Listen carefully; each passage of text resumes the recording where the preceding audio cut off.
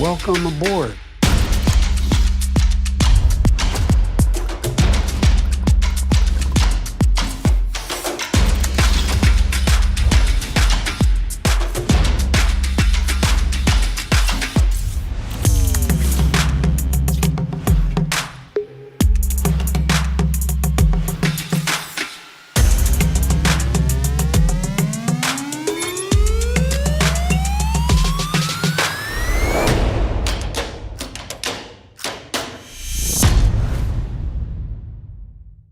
Please give it up for Axios business editor and author of the Pro Rata newsletter, Dan Primack. Hello, everybody. Thank you so much for coming. People in the back who are getting food, come take a seat if you can find a seat. If you can't, then stand, because that's what we're going to do. Thank you so much for coming to our second annual Axios BFD here in New York City. We also did one earlier this year in San Francisco. A couple of quick housekeeping items. You all have these lanyards. On the back of them or the front of them, depending on how you have them, is a QR code that has information on the program and other things you might need to know.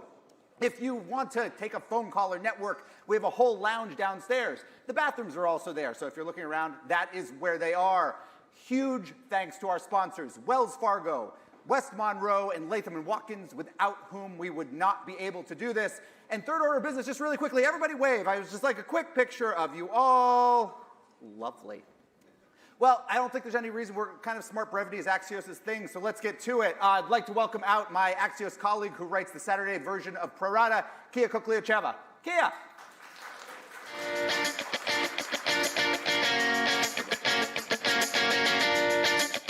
Welcome, everyone. I'm so excited to be back in New York for a BFD event. I don't live here, but I love coming here and seeing you all and having everyone tune in. So, this wouldn't be a business conference if we didn't talk about the acronym of the year. You all know what it is, AI. So to kick things off, we're going to bring out a couple of laptops on stage, and I'm going to interview them. I'm just kidding. No, we're not going to do that. Let's bring out two very real humans. Please welcome to the stage two of the co-founders of Inflection AI, Mustafa Suleiman and Reid Hoffman.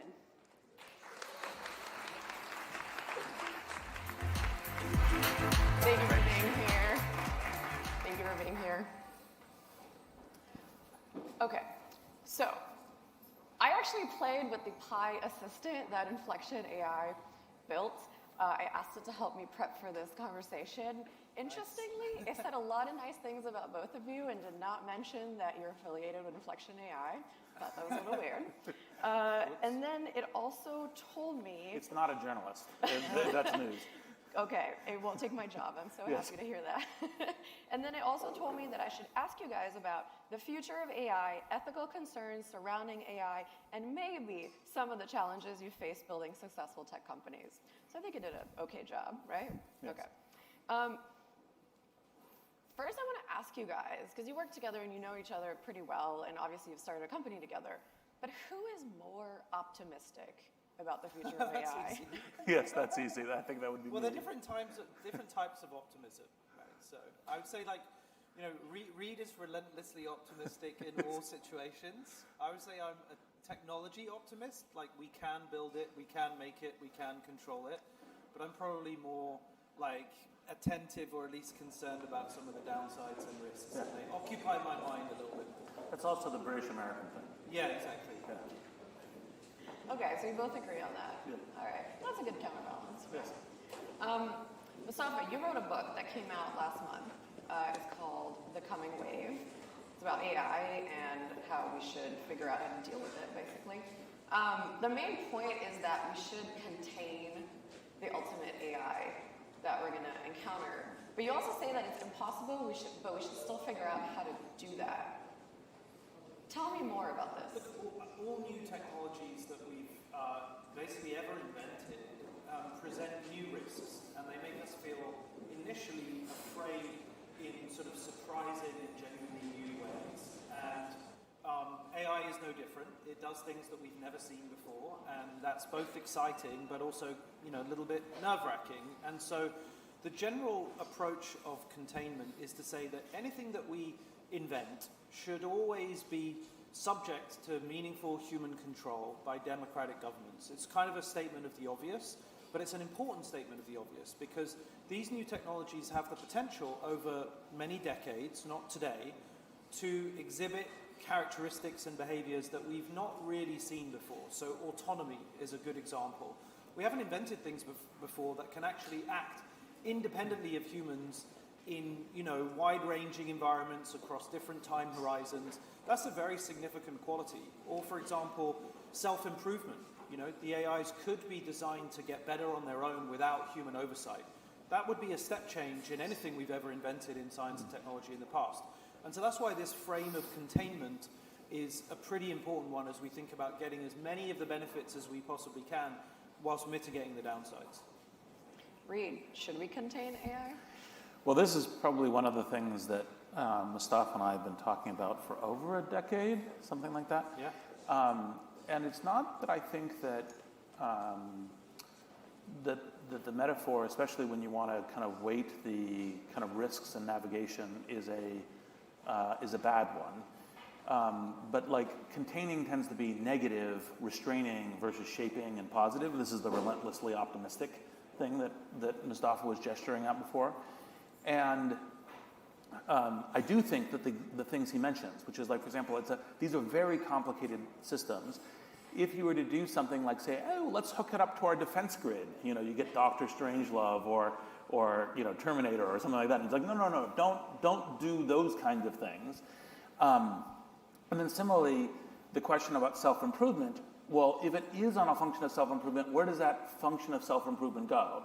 And it could be dangerous or bad. So those are both in the kind of why containment as useful in metaphor. But I tend to think that in terms of thinking about design and future, that that kind of to Mustafa's techno-optimist point, which we agree on, is that by building out in the future, we will have better tools to help shape that, and so we will actually even have better, kind of alignment or safety or containment strategies that come from there. So I tend to be the forward motion as a way of getting there, where containment tends to project to many people's minds kind of slow down or whatever, and that's the reason why I use a different metaphor.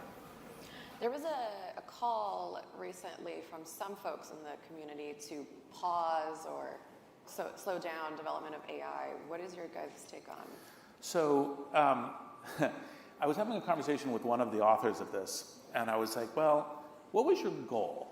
And he was like, well, I was hoping that everyone was stop it. I was like, okay, so I originally thought I had to talk to you about technology development, but I think I need to talk about human beings. I don't think you understand human beings. And part of it is, if you take the simple thing of all the people who care about these outcomes to slow down and the people who don't slow down, you have a net more negative impact in the world of doing it. And then you've got the various things about people calling for slowdown while they're accelerating and other parts of things. So I thought that was all a misunderstanding on many, many levels and just a not very good idea. Okay. Mustafa?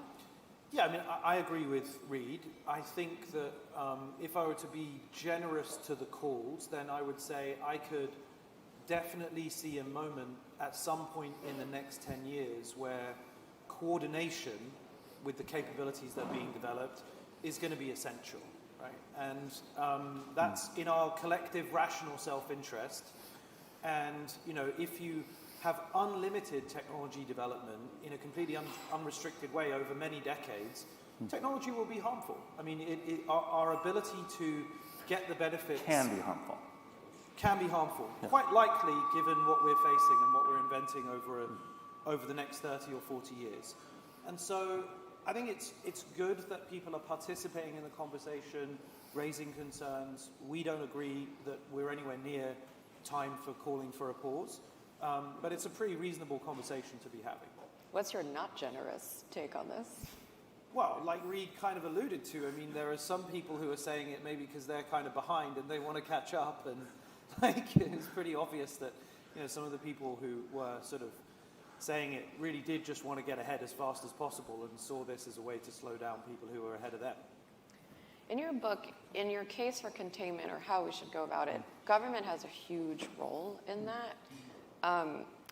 history has a lot of instances of government abusing its power and authority, especially over certain technologies, especially against its own constituents and residents and people. Are you, how do you wrestle with that?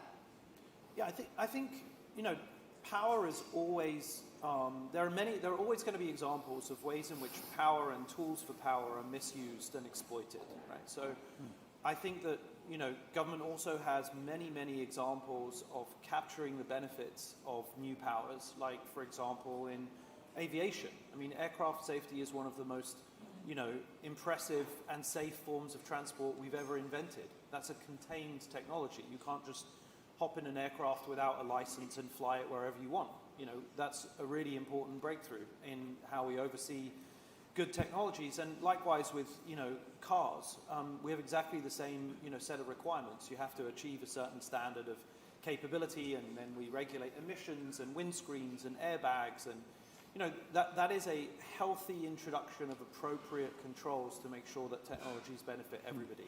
And so when we say, okay, this is a moment when we need, independent bodies that can oversee things in the public interest, aka governments, that's what we're referring to. But then there's defense, for example, or border control, surveillance, all of that stuff. How do you think about that? And especially the idea of giving government certain control over technology that nobody else has. Well, fundamentally, we trust the democratic process, right? It's definitely been shaky at times. It's not perfect, but net, we believe in a structure where nation states have a monopoly over violence and taxation, right? That's the fundamental bargain that we make as citizens. I'm not in any way trying to undo that. I'm a great believer in that, and that means that governments have to be able to use, lethal force, and we also have to have mechanisms for holding the use of that force accountable. Reid? Well, so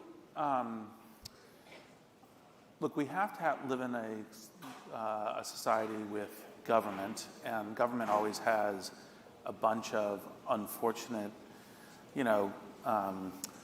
possibilities for, kind of corruptibility into special interests or other kinds of things, or bureaucratic inefficiencies or a bunch of other things. But the government, it's a little bit like the Churchill line, right? Democracy is the worst of all governments except when you consider all the other ones.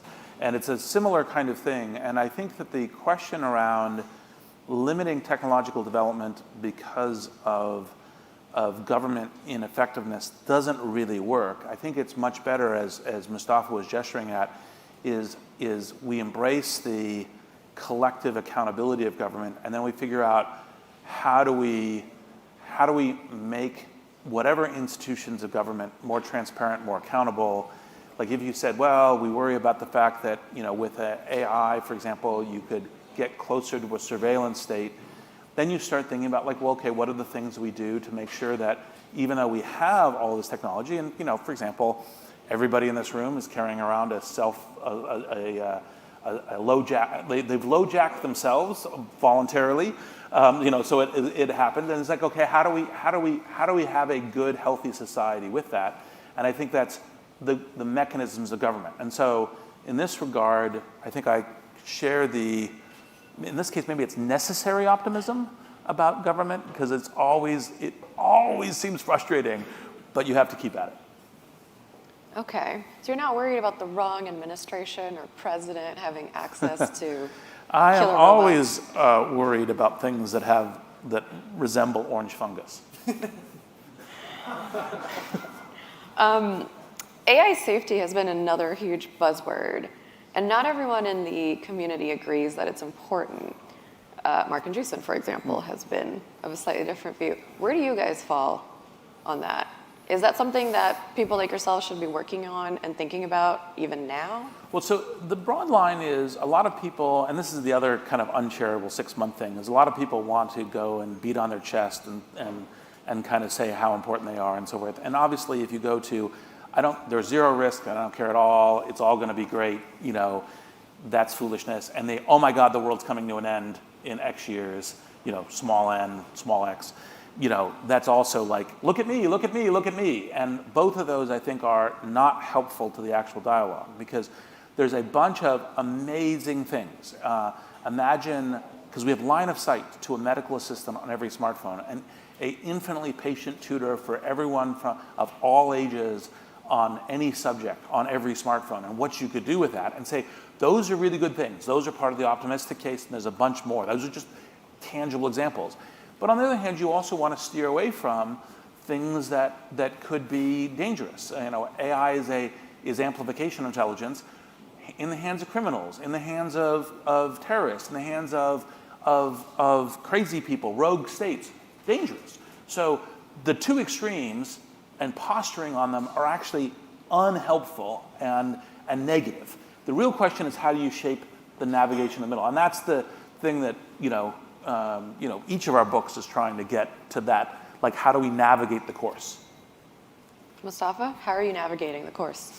Well, look, I think that there's naturally been a backlash to AI safety because, it sounds like restrictions and controls. And anytime censorship. you introduce those things, people get anxious. And I think that's right and healthy. Like, you want to have balance and a push and pull from one direction to another.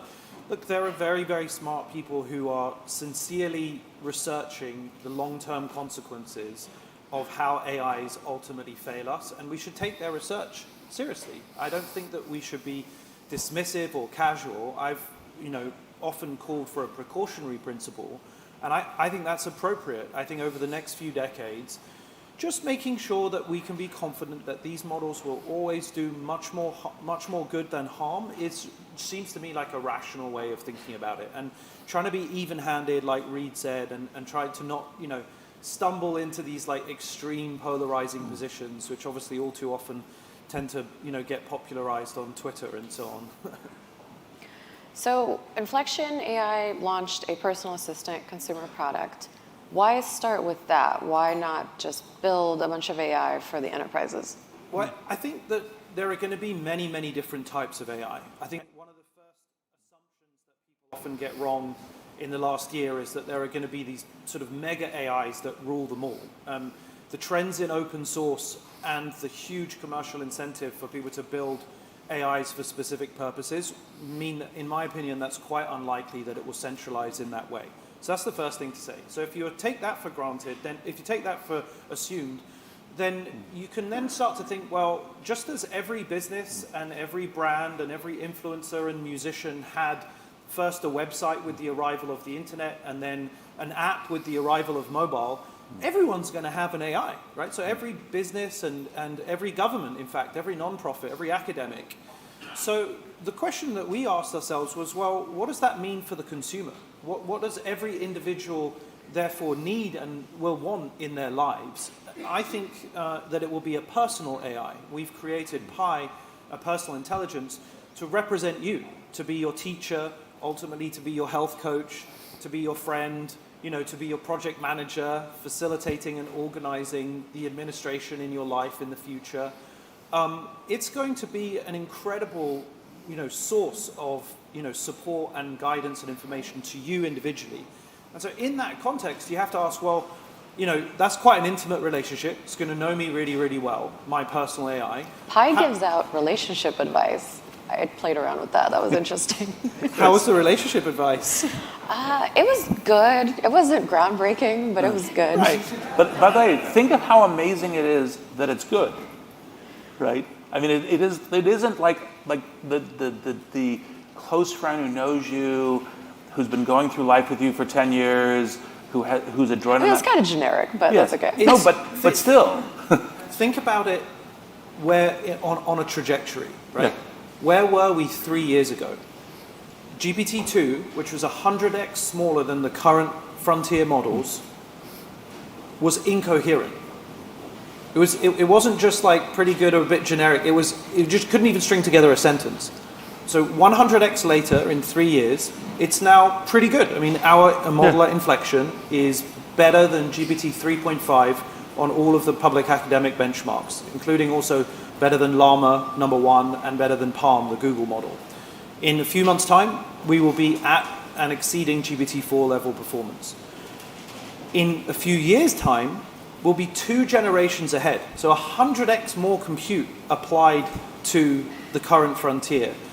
I think that is going to be really breathtaking. I mean, these models won't just give you generally okay relationship advice. I think they'll give you the best relationship advice that you can get ever in the world, independent of any human. It will know you very personally.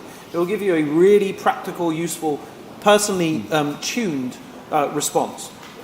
I look forward to Pi solving my dating woes. That will be fantastic. What is your number one use of Pi right now, both of you? I would say my number one use is as a kind of a foil conversational assistant as I kind of usually go to new topics or areas or parts of it to kind of say, hey, what initial things to pay attention to or how to navigate that. That's probably my most common use, but part of the thing that's amazing about Pi and these others is that they're amazingly broad in range. So I try to think about like for example, I hadn't thought about until Mustafa told me is like that some people say, how do I fix my electric toaster? Like I hadn't thought about that as an option. So there's this huge range. Yeah. I mean, I was just looking at the last thing I asked Pi. So I've got a new iPhone, so I use the hot button for Pi, and I press it whenever I think to do a Google search, basically. I'll ask Pi. So just this morning I was asking about General Westmoreland and the history of the Vietnam War. And I find, I mean, it's something that I don't know very much about. In general, what I say to people is, pick a topic that you really know something about. Like, what is your area of expertise? And then phone Pi. Have a call with it, right? You can, telephone it and speak to it in fluent natural language, and with a 1.5 seconds latency, it will reply perfectly well. And you can get into a really long, detailed conversation about pretty much anything. And I find that very, very helpful. The reason I say pick a topic that you know a lot about is because you'll see the edges of where Pi makes mistakes. And that's really important because, sometimes, when you read the papers and you see reporting on something that you really know something about and you're like, damn, that's way off. And so that makes you a little bit concerned about all the other topics. And I think that, these models are not perfect yet, but it's good to know the ways in which they're weak. But also you can see the incredible strengths. I mean, I can have a conversation about something I know a lot about, and it will be really, really smart and useful as well.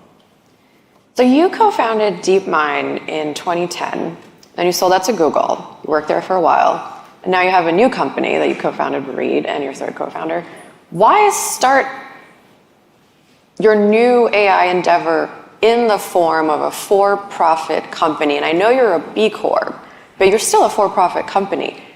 Why sign up for those incentives and take on oodles of venture capital money? I mean, scale matters. And this is one of the most creative moments in the history of Silicon Valley.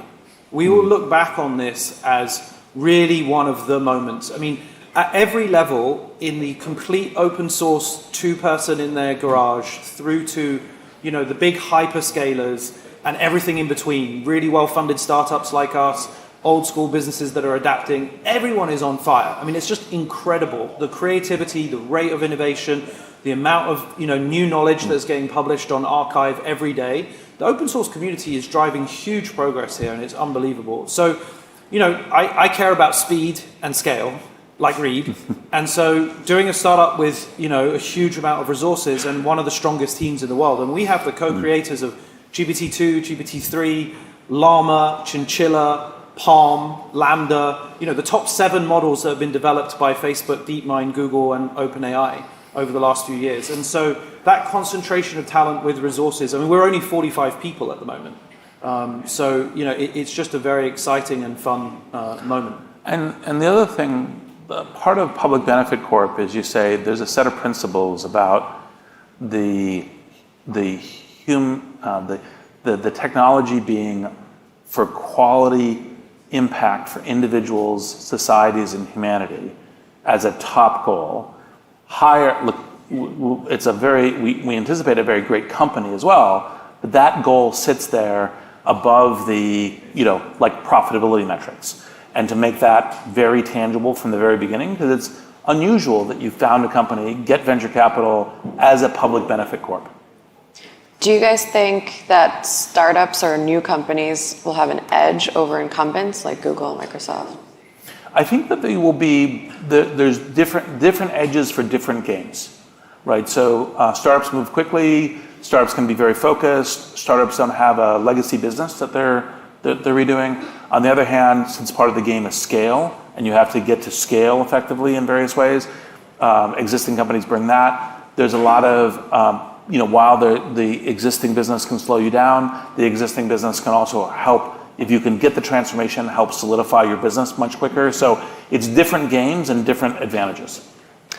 So this is a deal-making conference. I'm going to have to ask you, what is sort of the end state of a company like Inflection AI? Do you do an IPO in a few years? Do you sell to Google or whomever again? Is there consolidation? What is the end state? Yeah, sure. I mean, we want to build a multi-$100 billion business. We think that this is going to be the most valuable technology, since the arrival of the internet. And I think everybody is going to have a personal intelligence. And so I think that's going to be very, very valuable.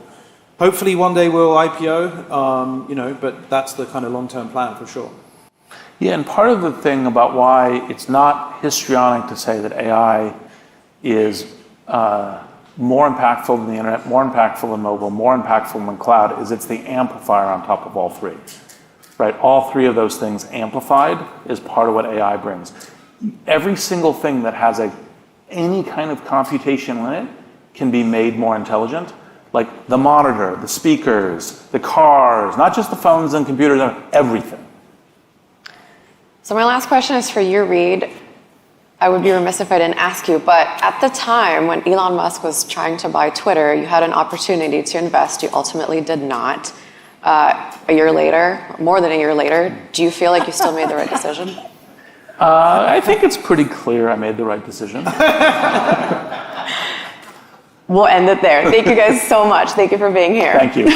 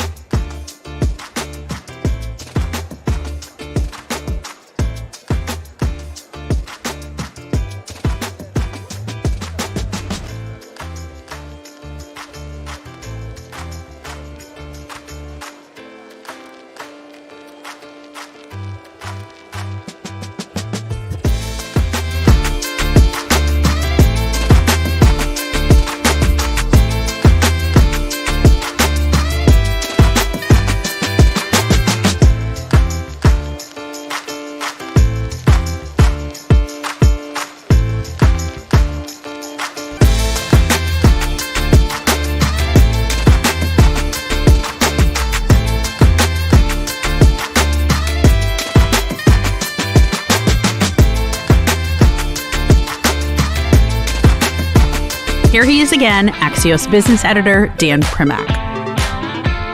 Hello, everyone, again. I am very, very excited to bring out our next guest because the firm is the first alternative asset firm ever to cross $1 trillion in assets under management. Please welcome Blackstone President and Chief Operating Officer, John Gray.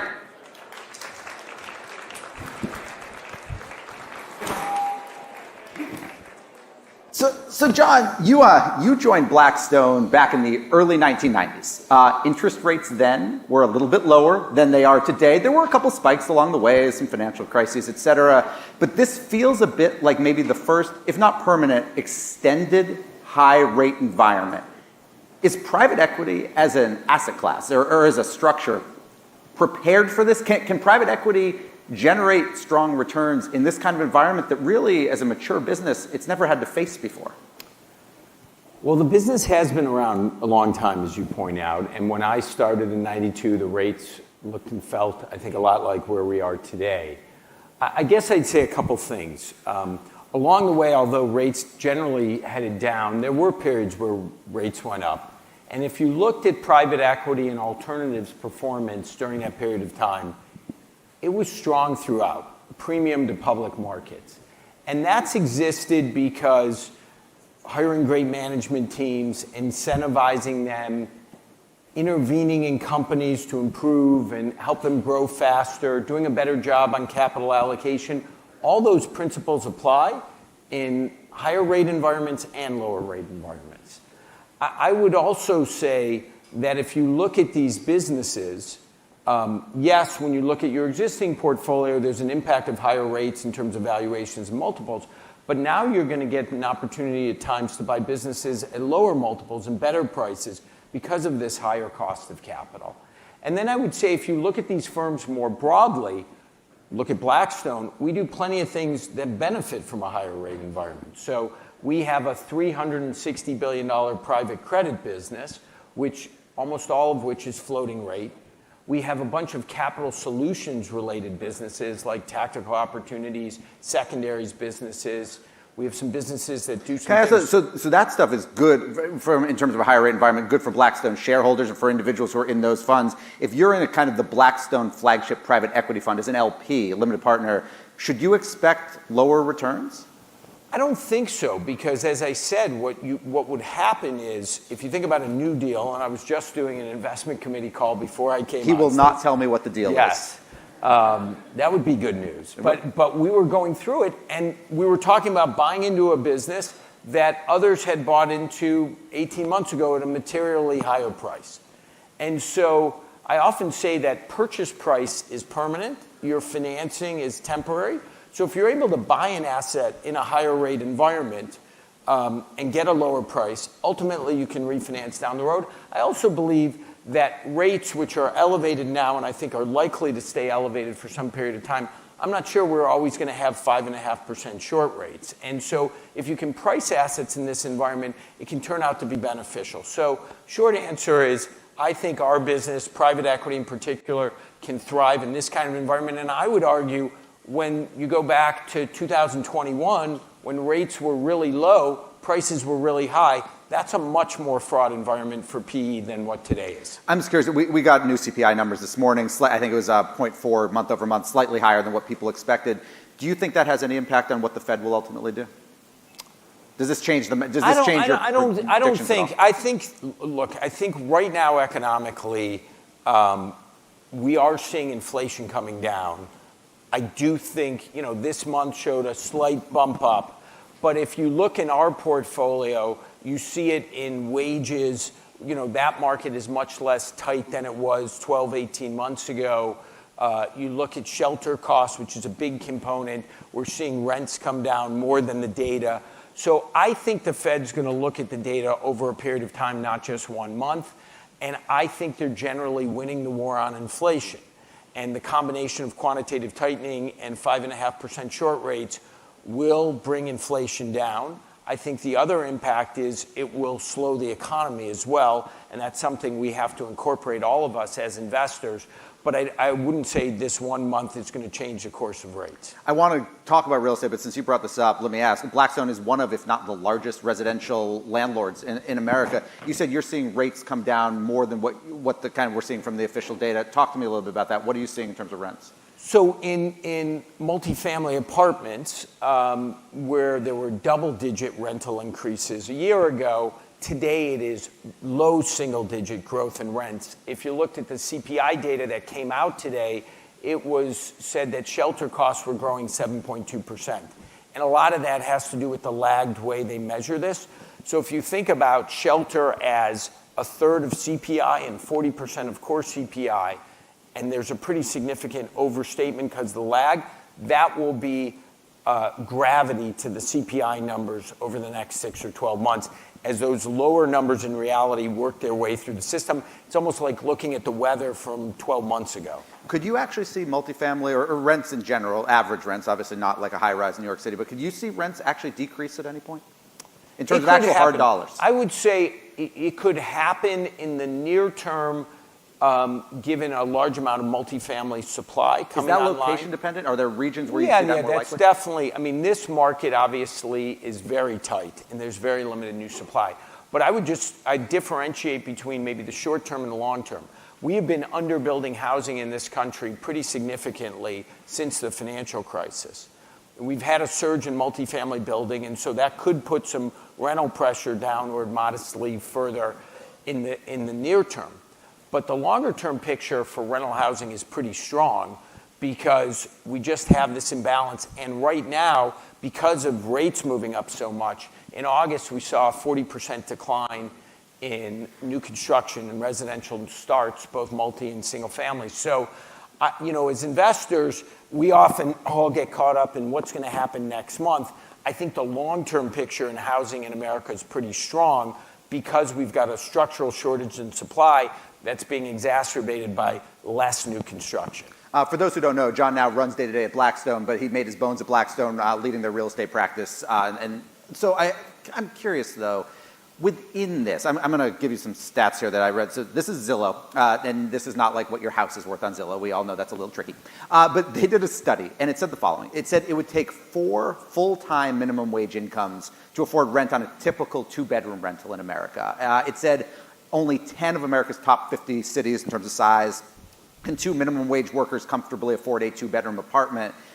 Are the rents too damn high, and what is Blackstone doing about it? You're America's largest landlord. Yeah, so the issue we have is somewhat structural in nature. Certainly when you raise the cost of capital, that has the impact of slowing construction. But even before that, I think we have to look, sort of as a society on how we facilitate new construction. Often the conclusion politically, particularly in some of the blue cities, is we've got a shortage of housing, so let's freeze the rents. It's a little bit like saying I've got 10 people who want candy bars. I've got 5 candy bars. I freeze the rents. That's going to solve our problem. I think we have to figure out how to make it easier to build. If you think about a place like California, the zoning and entitlement issues make it incredibly time-consuming and incredibly expensive. We have to think about providing more density in single-family areas, allowing more high-rise density in multifamily areas, which has some benefits for the planet as well. We can create tax incentives in terms of property taxes and so forth. We as a firm do have some new construction projects, but it's more limited because the economics are quite challenging. We've done some things with affordable housing. When you say the economics are quite challenging, because of the current rate environment or for some other reason? Yeah, it's the rate environment. We've also had a big surge in construction costs, and it's just very expensive to build in this country, particularly in most urban areas. And so I think as a sort of society politically, trying to incentivize more building of housing would be a good thing because you're right, we have an affordability challenge. So it's interesting. So Blackstone, given the amount of properties you guys own, this is both commercial and residential, are you suggesting that you and Blackstone, are you more YIMBY than NIMBY? Obviously, the NIMBY helps either elevate or keep the value of your existing properties higher. Well, I guess I would say as an investor with the properties we own, obviously we would benefit from less construction, but as an American citizen who cares about people, ultimately, I would love to see more construction because I do think we have affordability issues. And I do think we can do some things to incentivize new construction, particularly here in New York City. Let me ask on the commercial side. Blackstone used to be one of the largest landlords in terms of office space. I know you've cut way, way back on that. You once owned Equity Office, for example. But there's so much talk about this kind of coming commercial real estate crisis driven by offices, not by industrial, not by infrastructure. A, do you believe an actual crisis is coming that would have an impact beyond that kind of those commercial landlords, something that would actually spread into the economy? And since some of these leases are so long-term, is there something you're looking for? Is there a moment when that pinch actually comes?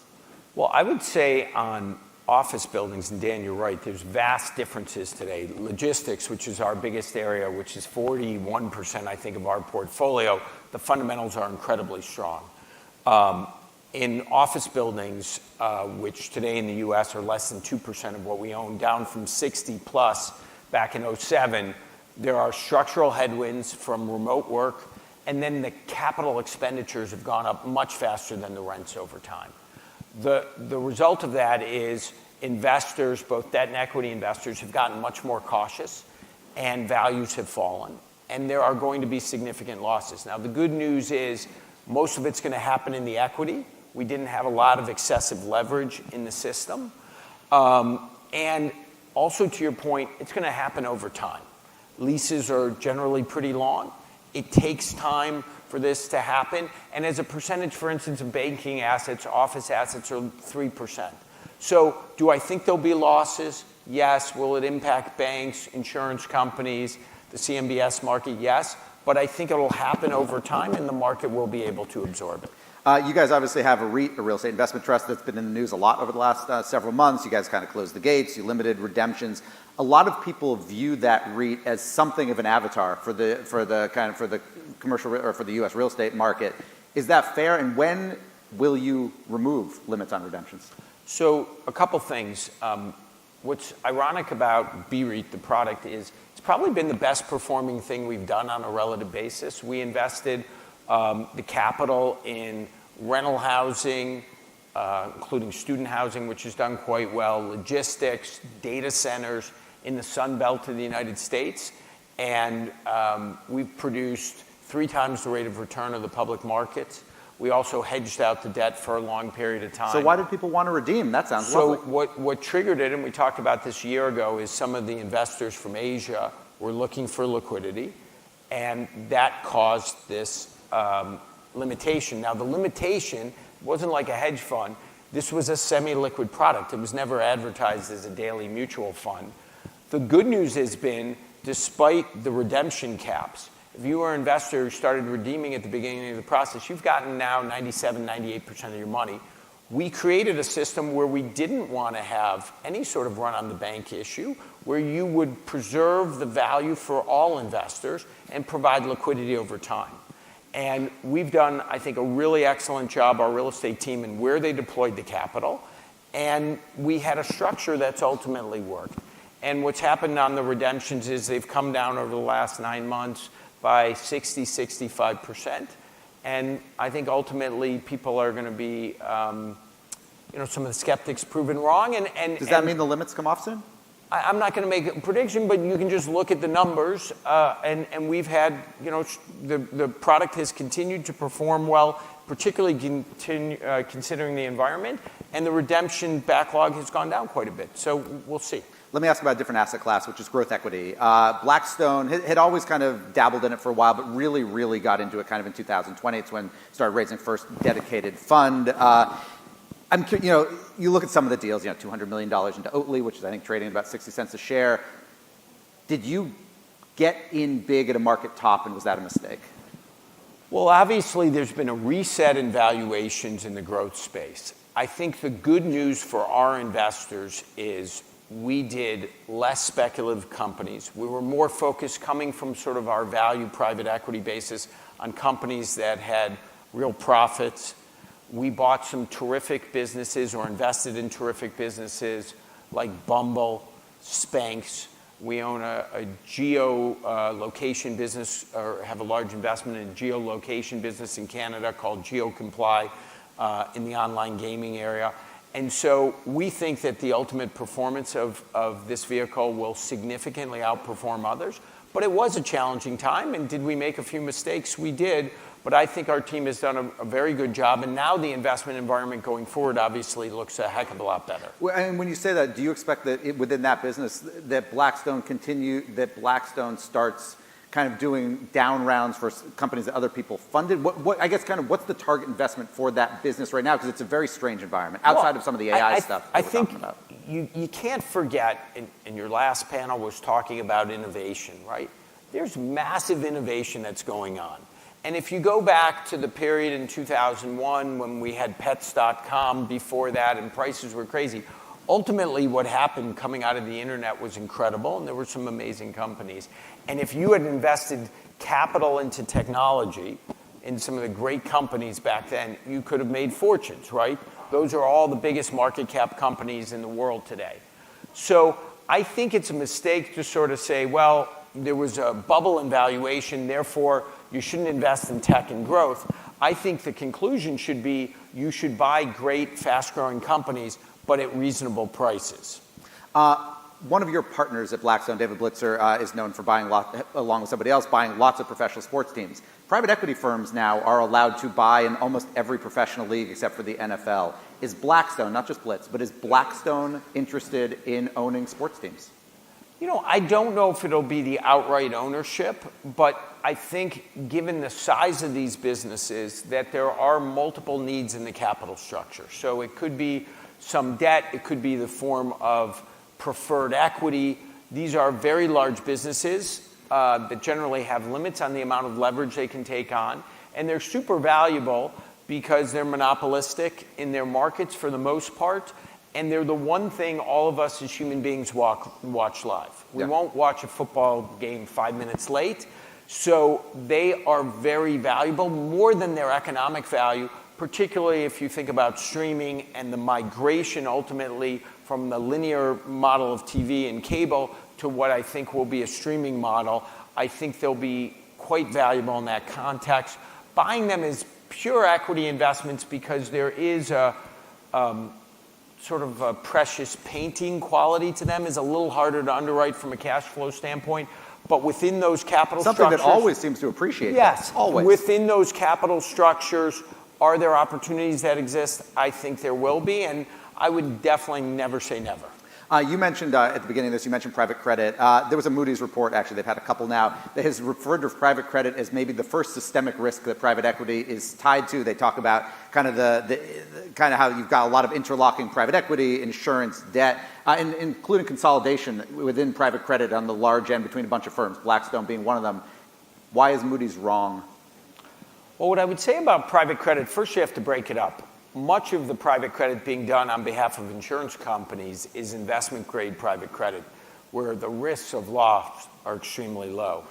I think the focus here is on direct lending to private equity companies.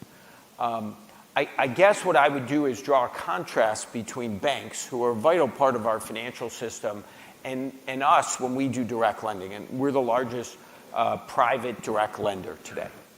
A bank in the United States is on average 12 times leveraged. When we're doing private lending to a private equity sponsor, we're either doing it for our pension funds, who are completely unleveraged, or for our non-traded BDC, BCRED, and some other vehicles we have, and they're 1 times leverage. That's a pretty big difference. The second thing is, as we know, banks' deposits can have a fairly short lifespan, as we've seen here. And there's nothing in the private credit space, and if you look at the liability profile, that looks anything like that. So, and then finally, remember, the banks, when they're doing direct lending, they're in the moving business. So the risk for them is they make the loan, they want to make a profit, they want to sell it downstream buyer. A private credit participant is buying this for the storage business. So when I think about the system in distributing risk, the lower leverage, the much longer duration of liabilities, if there are any, is much safer for the system. I can't really come up with a scenario where if we take money from a state pension fund and lend it to a private equity firm, that creates systemic risk. John, you are widely believed, you've been written about, talked about as kind of being the heir apparent to Blackstone and Steve Schwarzman, who founded the firm. Are you? Well, I'd say this. I've worked at Blackstone. This is now my 32nd year. Steve is an amazing leader, a visionary. The business he's built, his drive for success, his drive for excellence, his drive for us to operate with integrity are extraordinary. And I don't envision Steve changing anything he's doing, and I don't envision Has he discussed his any potential retirement plans with you? No. Steve has no intentions to change. I have no intention. And things seem to be going okay so far. I get this, but Steve is well known for kind of not investing in, donating to Republican causes. Trump last time, not this time. But when he was asked recently about it, why he's not, backing, say, Trump or obviously Biden, that's different. He basically said it is time for America needs a new, younger generation of leaders. Steve is 1 year younger than Trump, 5 years younger than Biden.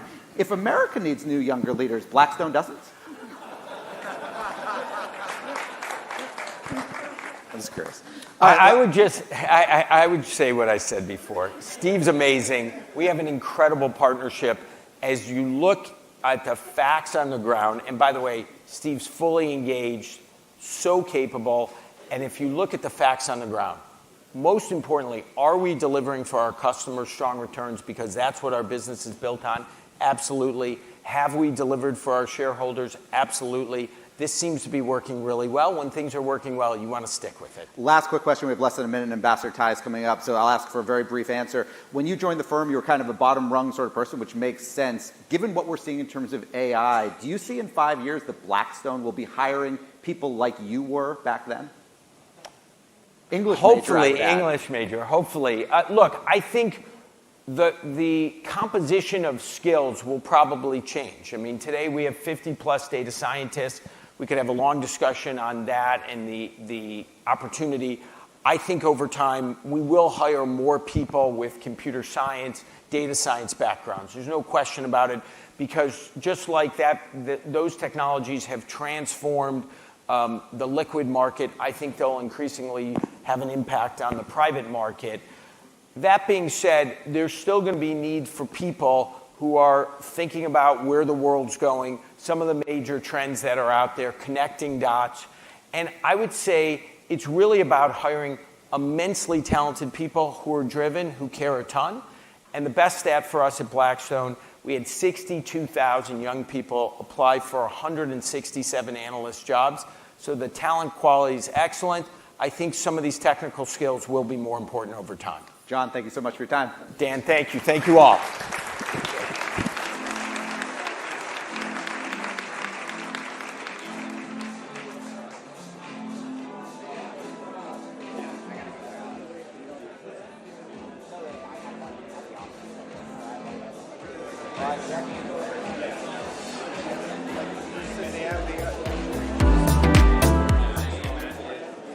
Please give a warm welcome to the stage Axios senior business reporter, Hope King.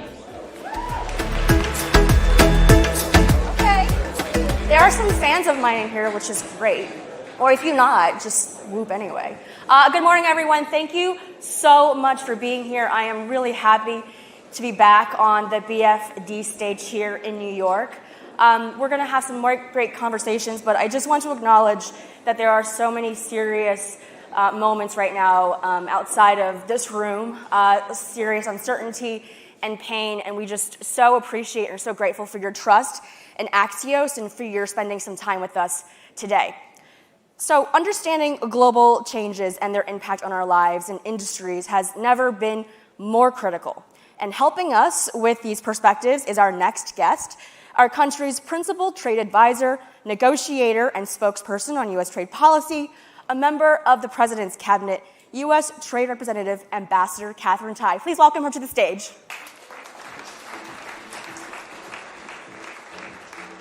Hi. Thank you so much nice for being here. I know you have a really busy schedule, and so we're so grateful for you to be here with us today. As I mentioned before we were able to get you here on stage, there is a lot going on. And I'm just wondering, to start off with, how much do you think the world has shifted since this weekend? I think that's a question that so many of us are pondering, whatever industry we're in, whatever policy area we work in on the governmental side.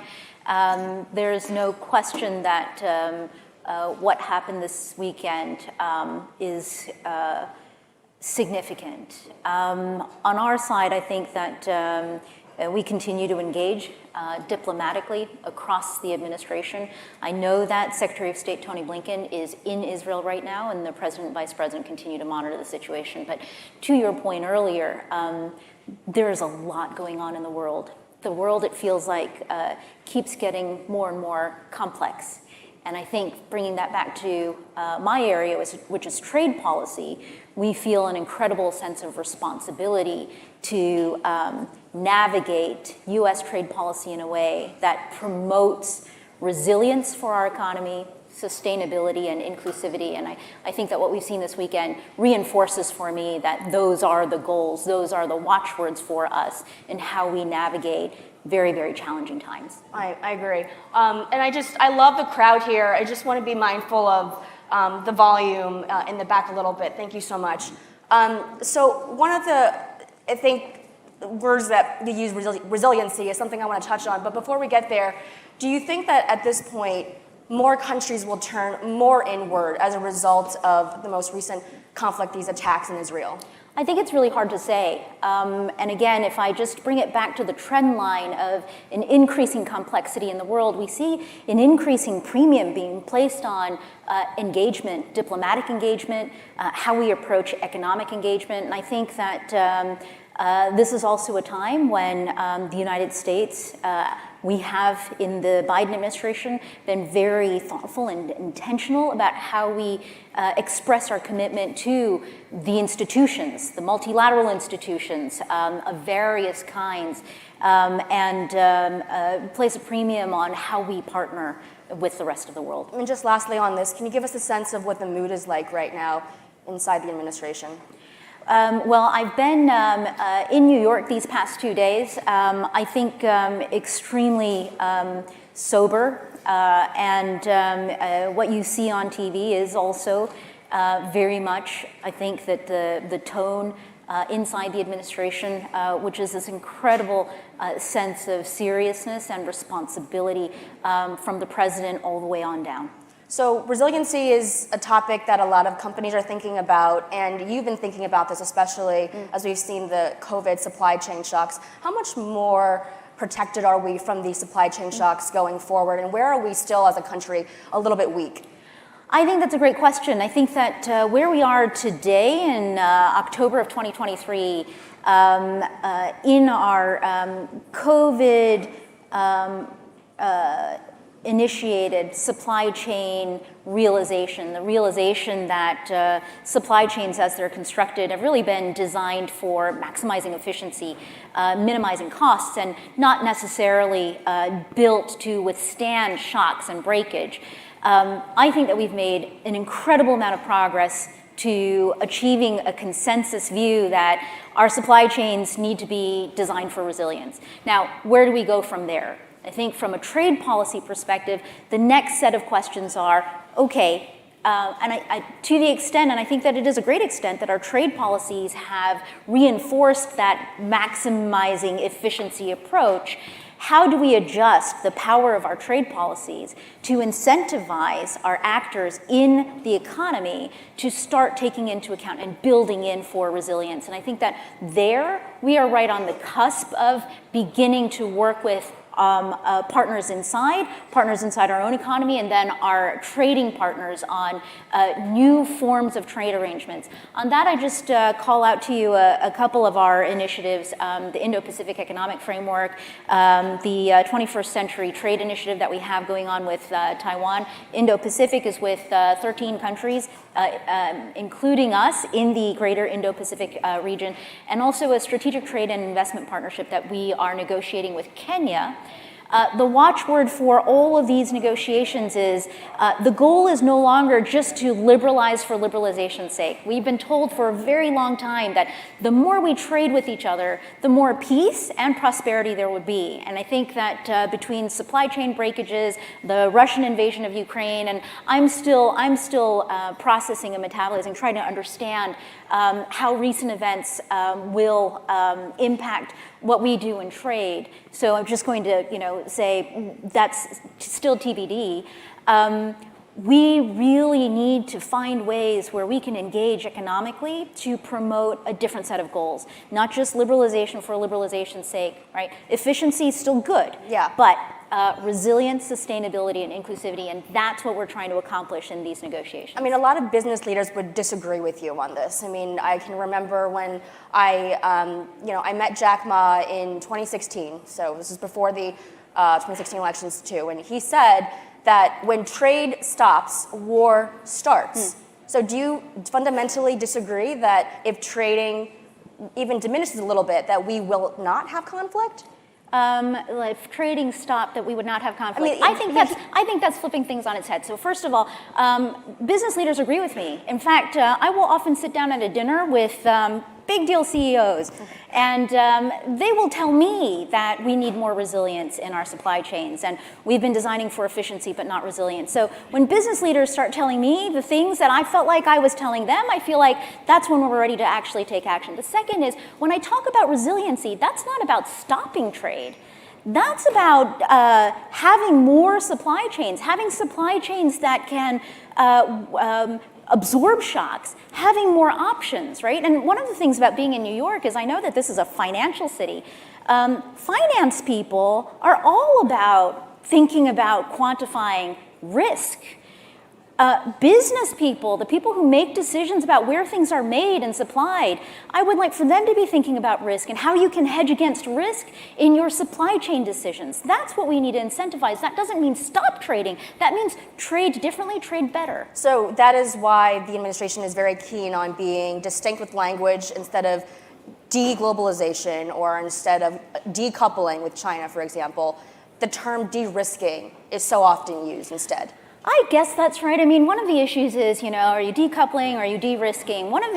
Who defined these terms? One is an umbrella term, no? Well, but I don't know who introduced these terms and what do they mean? And all I can say to you is, getting these questions all the time, I don't know, decouple kind of sounds like, are you going to get a divorce, right? Are you going to economically divorce yourselves from or de-risk? Are you going to see other people? I guess if those are my choices, I think as an economy we should see lots of other people.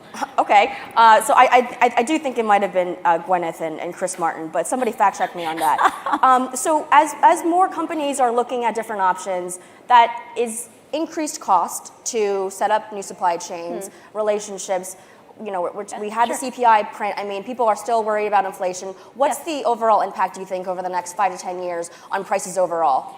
Okay, so if you're not just incentivizing efficiency, then I think the natural consequence is, well, things can't just be lowest cost is the winner, right? So I think we have to appreciate that there may be some increased costs. But I think the argument here is, why do we have an insurance industry?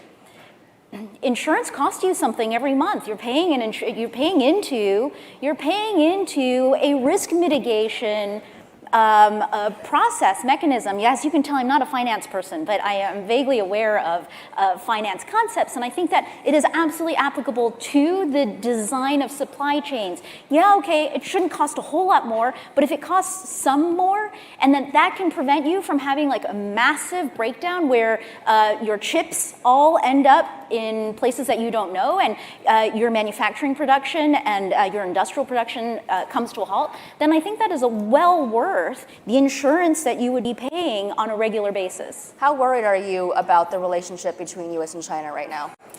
So I think that this is one area where we as an administration take our responsibility as the U.S. government extremely seriously.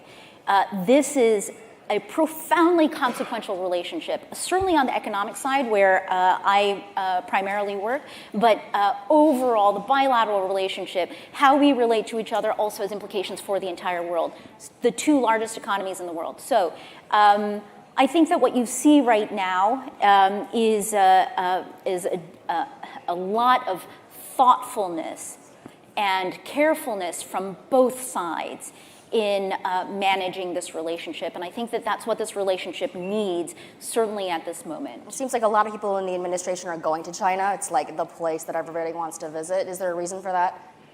I think that what you see is, I'll just go back a little bit. Last November, which was, I think that the last time that President Biden and President Xi Jinping met in person in Bali at the G20, the instruction that came out of that meeting to both teams in Washington and Beijing was reconnect, open up channels of communication, and get the conversation going.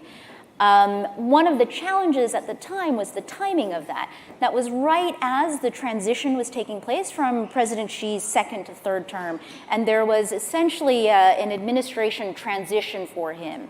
So it took us a couple months to have the shakeout from Beijing become apparent in terms of which counterparts stayed in place, which counterparts had moved, who are your new counterparts. And then you've seen, since then, you've seen Tony re-engage and go over in June, Secretary Yellen, Secretary Raimondo, Special Envoy Kerry. I think that these are the necessary components to the management of the relationship that you're seeing us build. And if you look at some of the deadlines coming up, I think at the end of this month, there is a decision that has to be made around the tariffs with the EU and recycled steel. Can you give us a status update or progress update on that? Certainly. So October 31 is our deadline, self-imposed, between the United States and the European Union on coming up with a forward-looking arrangement on steel and aluminum. If you'll recall, 2 years ago, October 31, 2021, we called a truce. We resumed duty-free trade from the EU with some safeguards. If we started seeing surges, tariffs would kick in outside of those historic volumes of trade.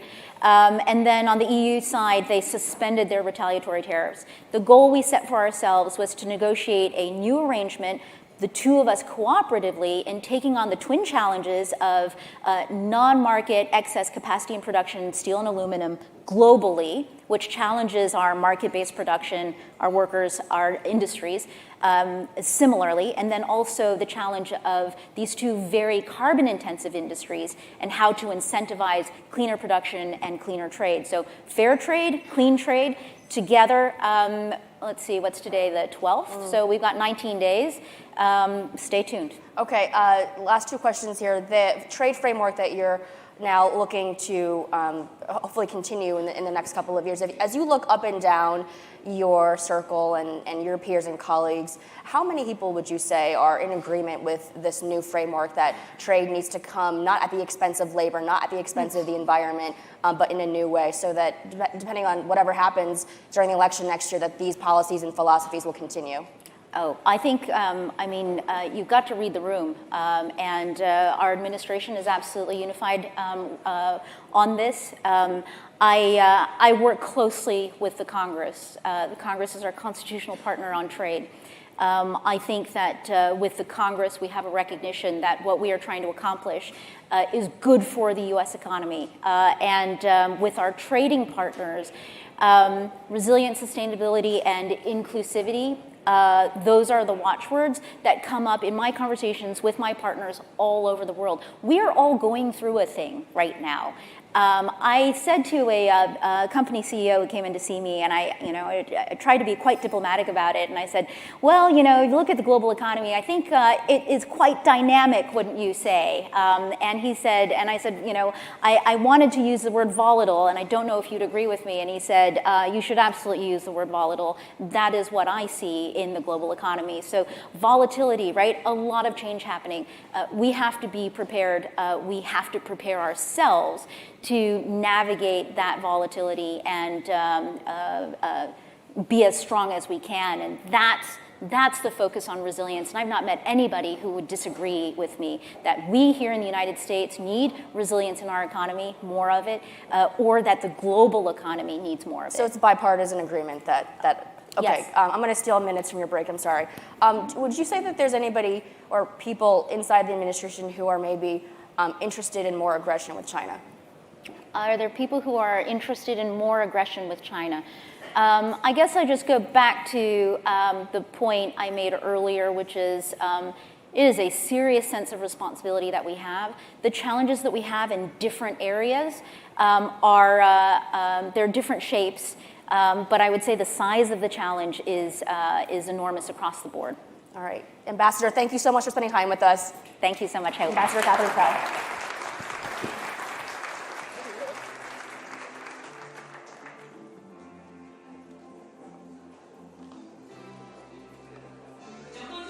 We'll be right back in just a few minutes.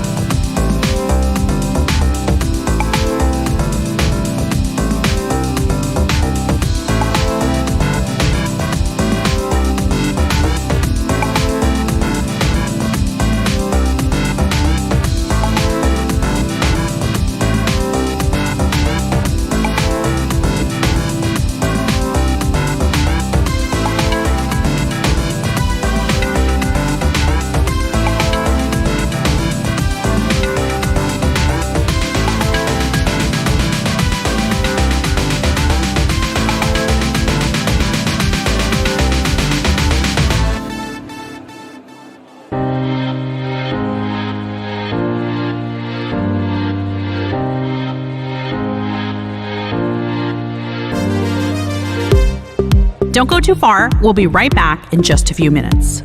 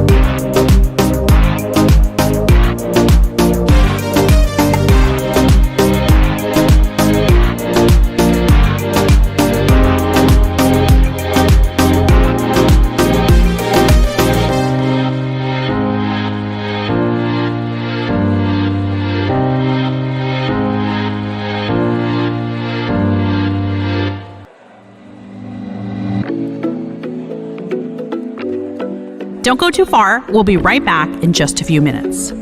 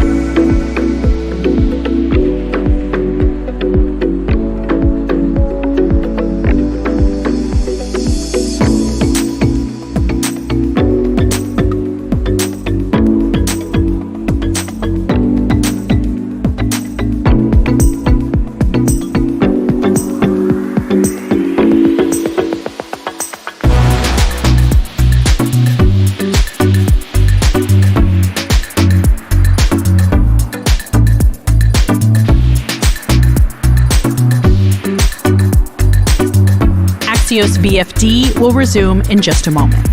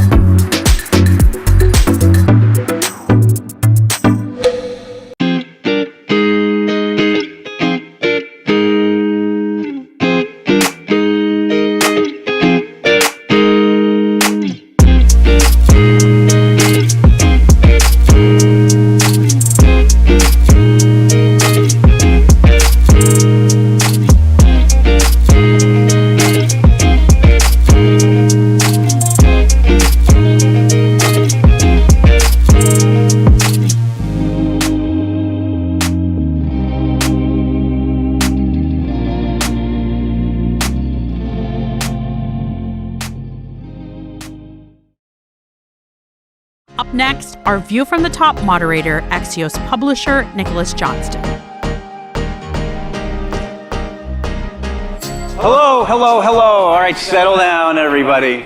We're going to resume real quick here. If you've got conversations, the lounge is downstairs. Primac told you can hang out there. Feel free to go downstairs if you got a chat.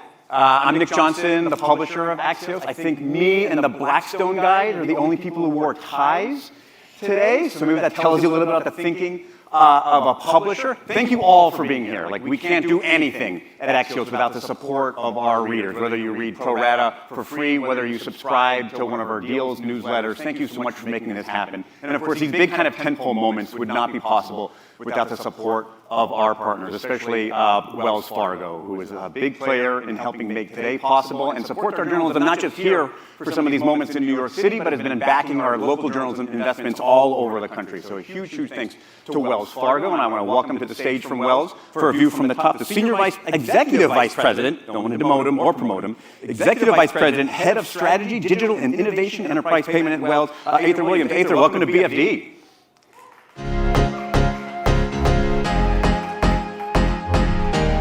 How are you, sir?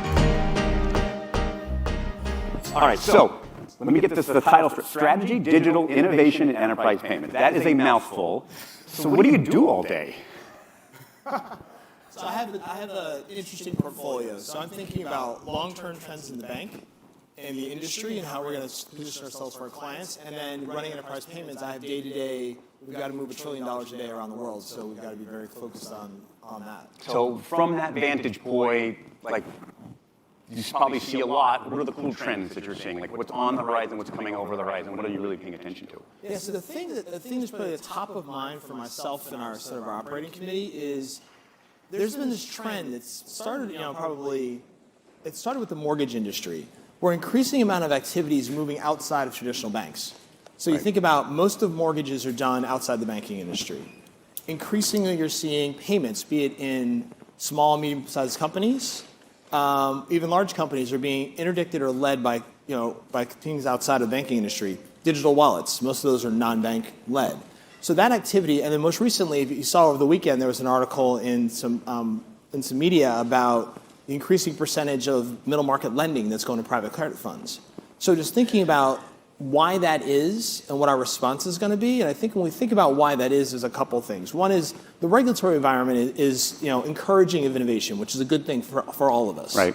But some of the capital rules that have come out recently or are being contemplated do make it more difficult for large institutions or even any bank of any size to sort of be in certain businesses. It's less attractive. So the combination of those things are one. The other thing is, candidly, banks have been very product focused for years.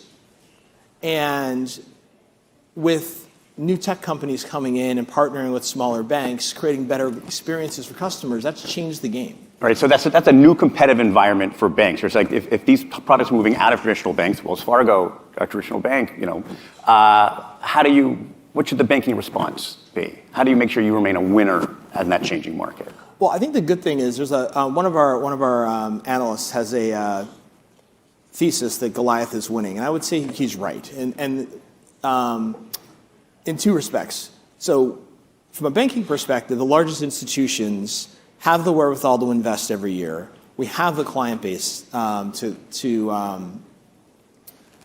sort of learn from and service across the entire spectrum of the economy, and we have the breadth of products. Right. So that's definitely a thing that works. The thing that we have to sort of challenge ourselves on is we have to get out of our product silos and actually think about the relationship holistically.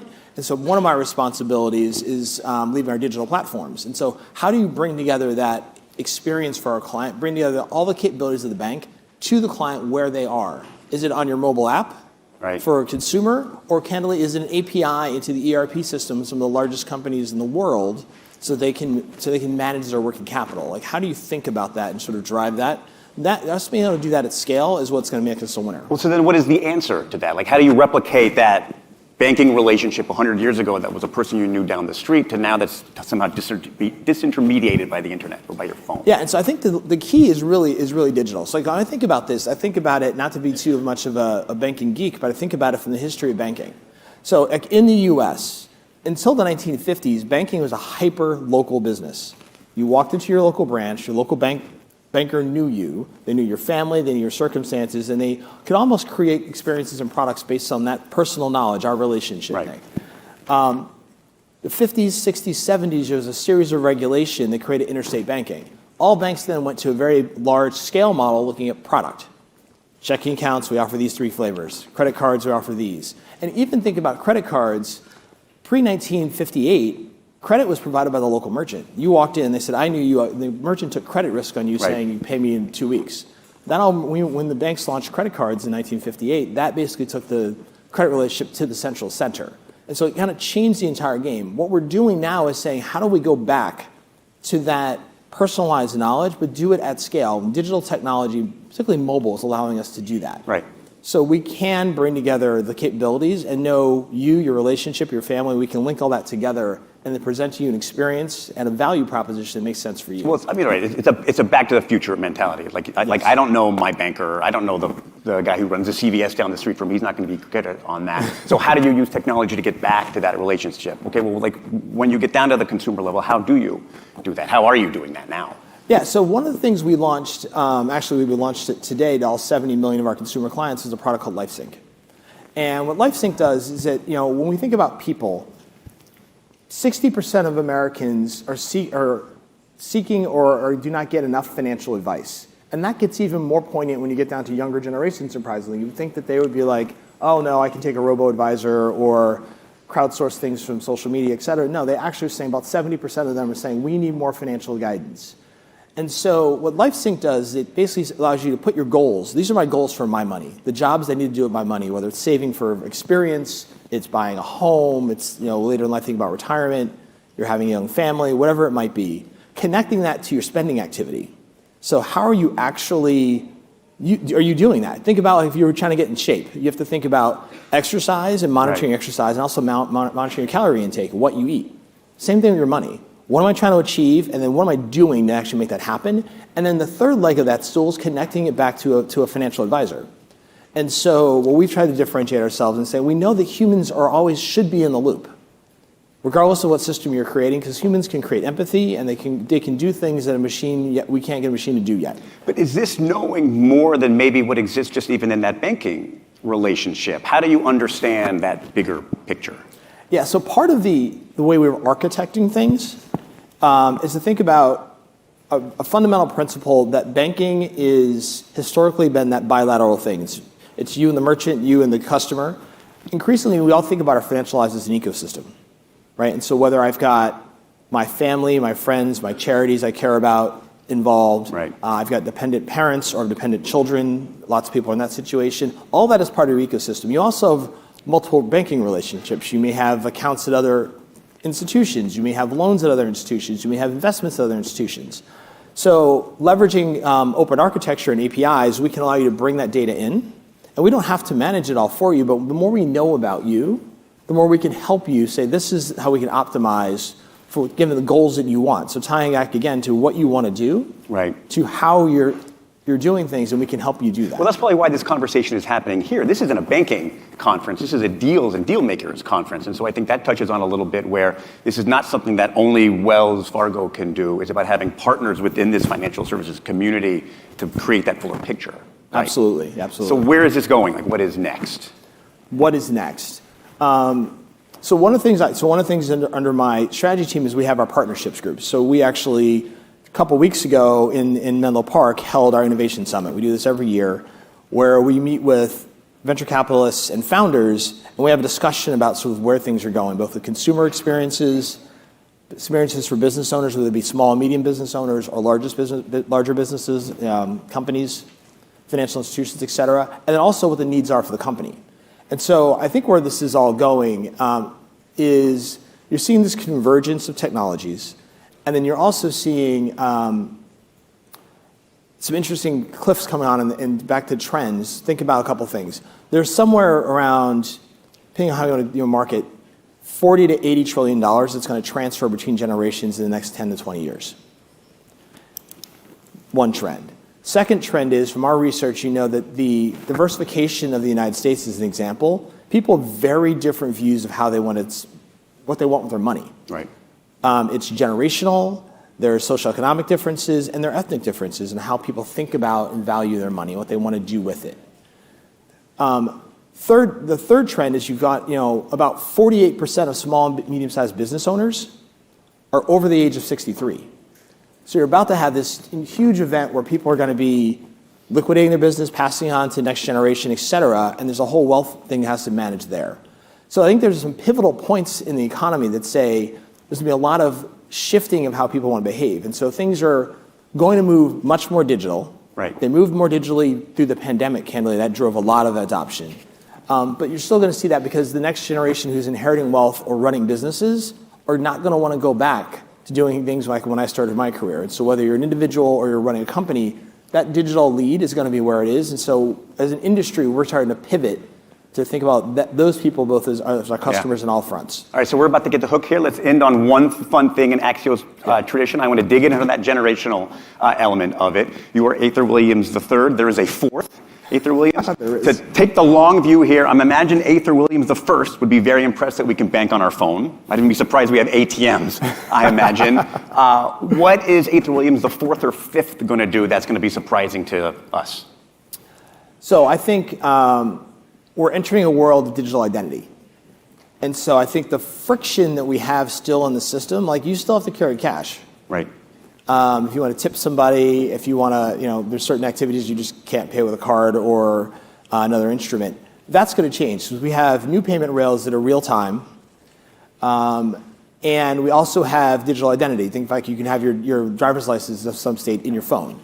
And I think we're going to see this convergence of people using biometrics and other things where how you pay, it can be, tap your phone, it can be look into a retina scan, it can be all these sort of things that are going to drive things forward. You're also going to have banking contextually. And you're seeing this in parts around the world, particularly in Europe, where you're in your car and you're connected to your phone, you're pounding through your grocery list and you kind of make your payments. So I think payments are going to sort of move away from it's in your wallet and it's this card to it's who you are, it's tied to your future and your capabilities, and then we're going to be able to... So clearly one day our kids or our grandkids are going to look at us taking out a wallet and be like, come on. If I gave what are you doing? My son would not know how to fill out a check if I gave it to him, with no clue. And if I sent him to a bank branch, he would sort of look around and be like, why am is this I even here? The future to look forward to. Awesome. Aether, thanks so much for making this happen, and thanks for Wells Fargo. No, thank you.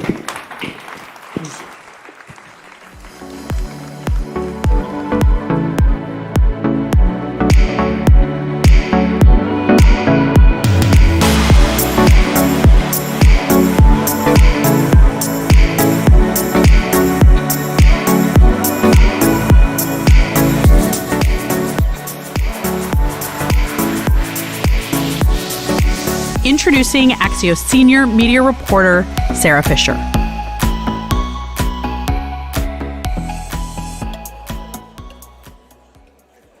I am very excited to introduce our next guest to the stage. She is no stranger to live programming.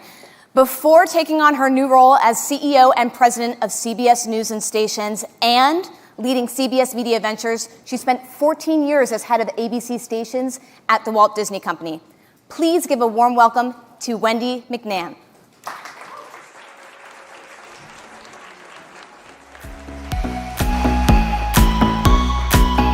Hi. Thank you.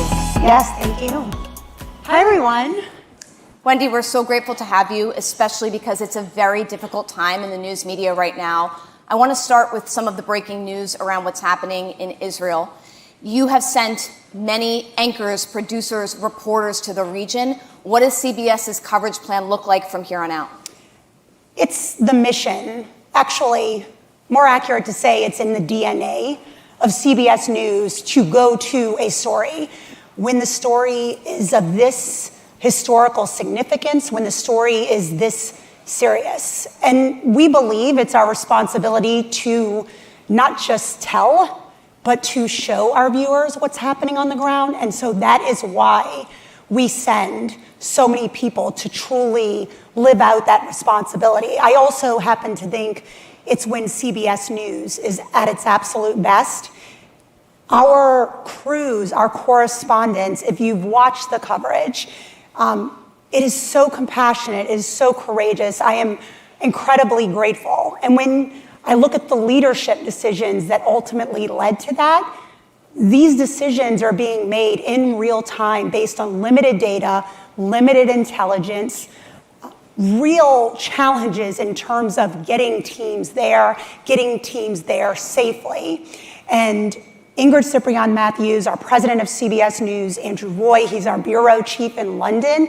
They make these decisions with such clarity, with such calmness, because they have the experience, and they always come to it with two priorities.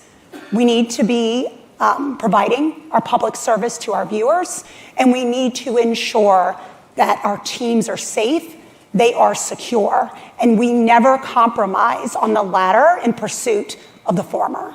Are there anything that you're working on that is special to this crisis? Are there special programs that you're thinking of pursuing, special types of interviews? What should we be expecting? So Nora's been there, of course, all week. Nora O'Donnell. Yes, Nora O'Donnell has been there all week.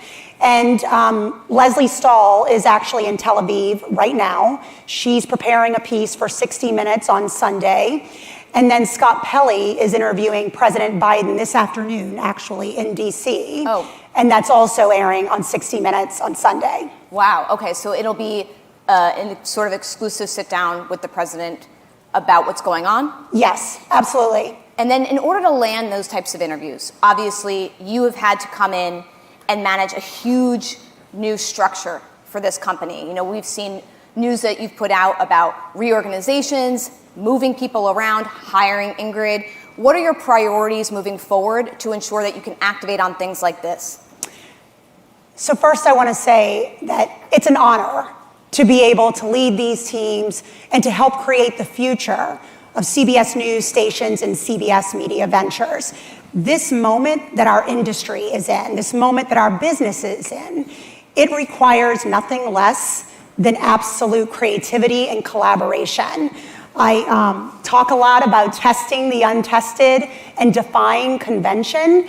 Every leader that has been named understands that reality, understands their role and their responsibility within that, and most important, they care.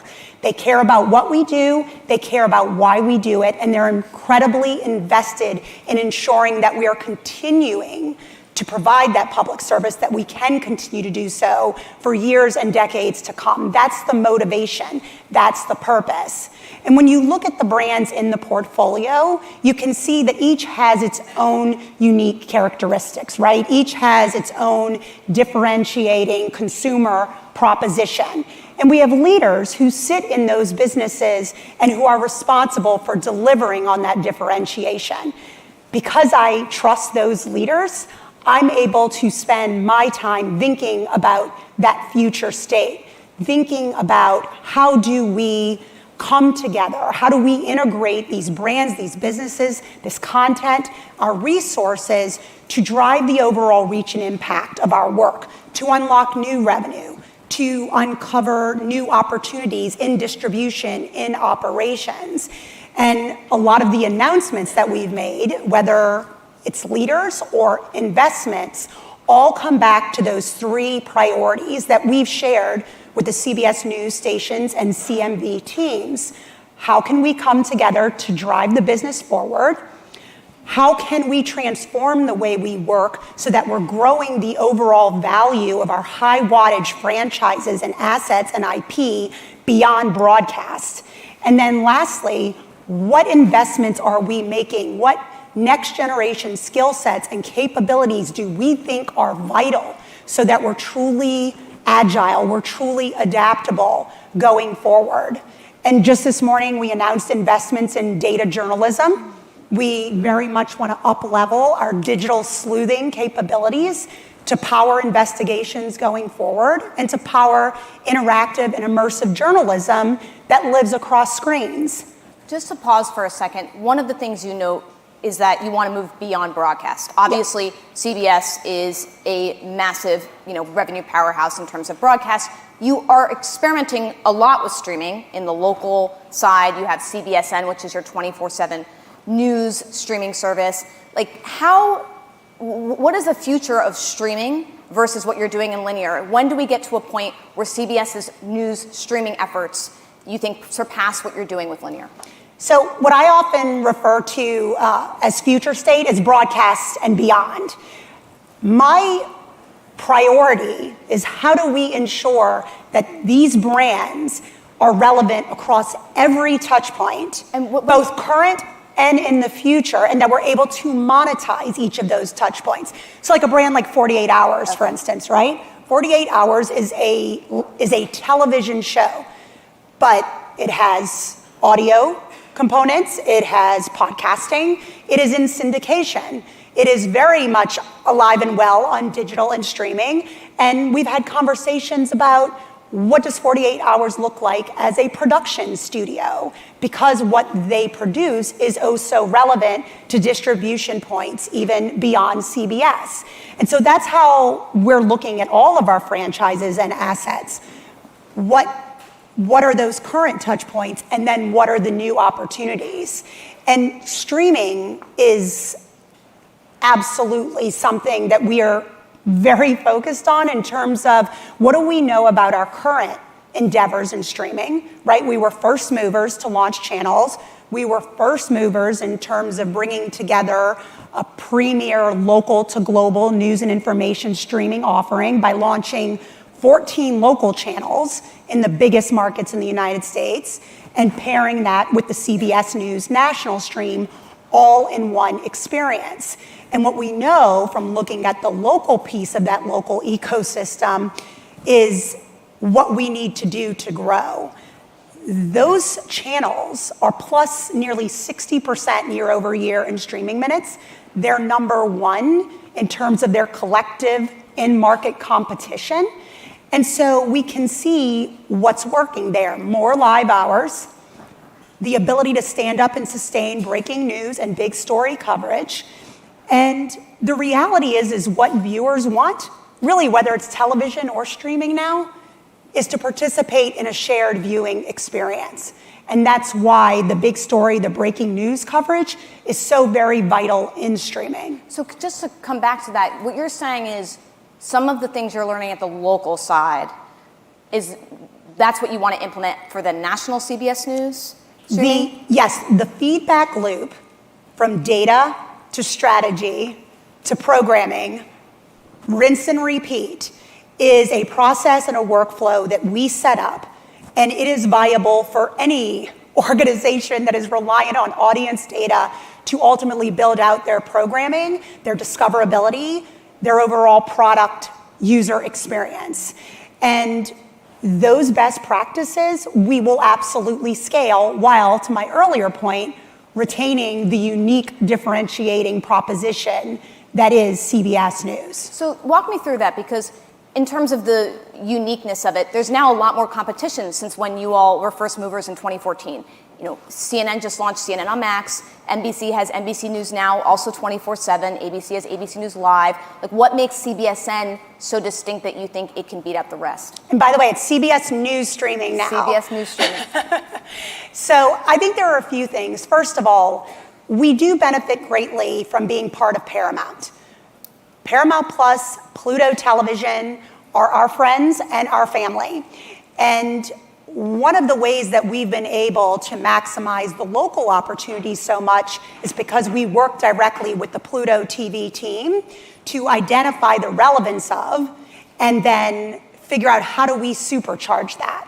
And so that kind of partnership is what has really helped accelerate the business. So that's one piece. I think Pluto TV, Paramount Plus are unique advantages for us. And the culture that Bob Backish and George Cheeks have built and insist on is one that brings us together. And so working as one in pursuit of both our individual and collective opportunities is something that differentiates. I also think there's an opportunity to expand the day part and blur the lines between television and streaming. Right now, they feel quite separate, yes? And I think there's an opportunity to say that there's more news in any day on any night than what a half-hour program, a half-hour evening news program can really speak to. And so how do we leverage our platforms and move people, viewers, audiences, how do we help them flow like water between? And I think there's a few ideas that we're experimenting with to answer that question, or at least experiment with the answer to that question. I want to get to some of the things you said about the data and investment side of things, but before I do, just a quick thought from you as somebody in this space. There's so many benefits, obviously, to being a part of Paramount, this huge organization. But it's also a time of great strain for a lot of big media companies. There's a lot of consolidation, challenges, people talking about mergers, acquisitions. Is that something you think about when you're trying to manage all of these structures underneath you, or you just sort of let that be its own thing and see what comes? I think how it affects me is more of just the awareness and the realization that as a steward of these brands, of these businesses, we have to approach them with a spirit of innovation and imagination, because it's clear that the model is being reset in real time. And audiences are only going to continue to change. The model is only going to continue to change. Distribution will continue to evolve. And so it is very much about how do you instill a culture that is in a state of forever readiness for that, right? How do you help your teams be comfortable living in a state of discomfort and be actually inspired by and incentivized by the chaos, if you will, in order to create anew? And then let's talk about some of that innovation. So you said this morning you announced a big investment in data journalism, in weather. Yes. What are other types of innovation pushes from CBS that we should expect? So we are, as you'd expect, having a lot of conversations right now around AI. And we're intrigued by the opportunities in the newsroom. We are also anxious about the dangers and the disruptions, especially as we head into the 2024 presidential election. We were talking about the fact that we have seen, just in a few days, 1,000 plus videos surrounding Israel and the attacks. 10% of those, someone is verifying each and every one of those videos in our news organization. There is a very small, scrappy team that is verifying those videos before we put anything to air, anything on our stream. Roughly 10% of those are actually usable. Now, there are any reasons why, but some of those reasons are directly tied to misinformation. They absolutely are. So we believe the reality is that there will be an influx of deepfakes and misinformation flowing into our newsrooms at a scale, at a speed, at a level of sophistication that will be staggering. We believe that to be true. And as a result of, you immediately need to figure out, how are we going to stand up new guardrails? How are we going to strengthen our standards and protocols? How are we going to leverage new tools, new technology, new talent, a different kind of journalists to be able to live and work in this space and protect our newsrooms, protect our credibility, and as a result, protect our viewers? So there will be an investment in that protection. And I'm a highly competitive person, but it is my sincere hope that every newsroom is having these same conversations and putting those same protections in place. The risk is too great not to. And just quick to follow up on that, what do you mean by investments? Do you mean you're going to hire a lot more people? You're going to invest in new technologies? You're going to put, AI experts on each show? What does that look like? I think we'll learn as we go. But initially, it is going to be tools and technology. We have, I think, 4 to 5 POCs in the newsroom right now, proofs of concept in the newsrooms right now. And so we'll likely choose 2 to 3 partners to work with moving forward. And then, yes, there will be a people investment as well, because it is a different skill set.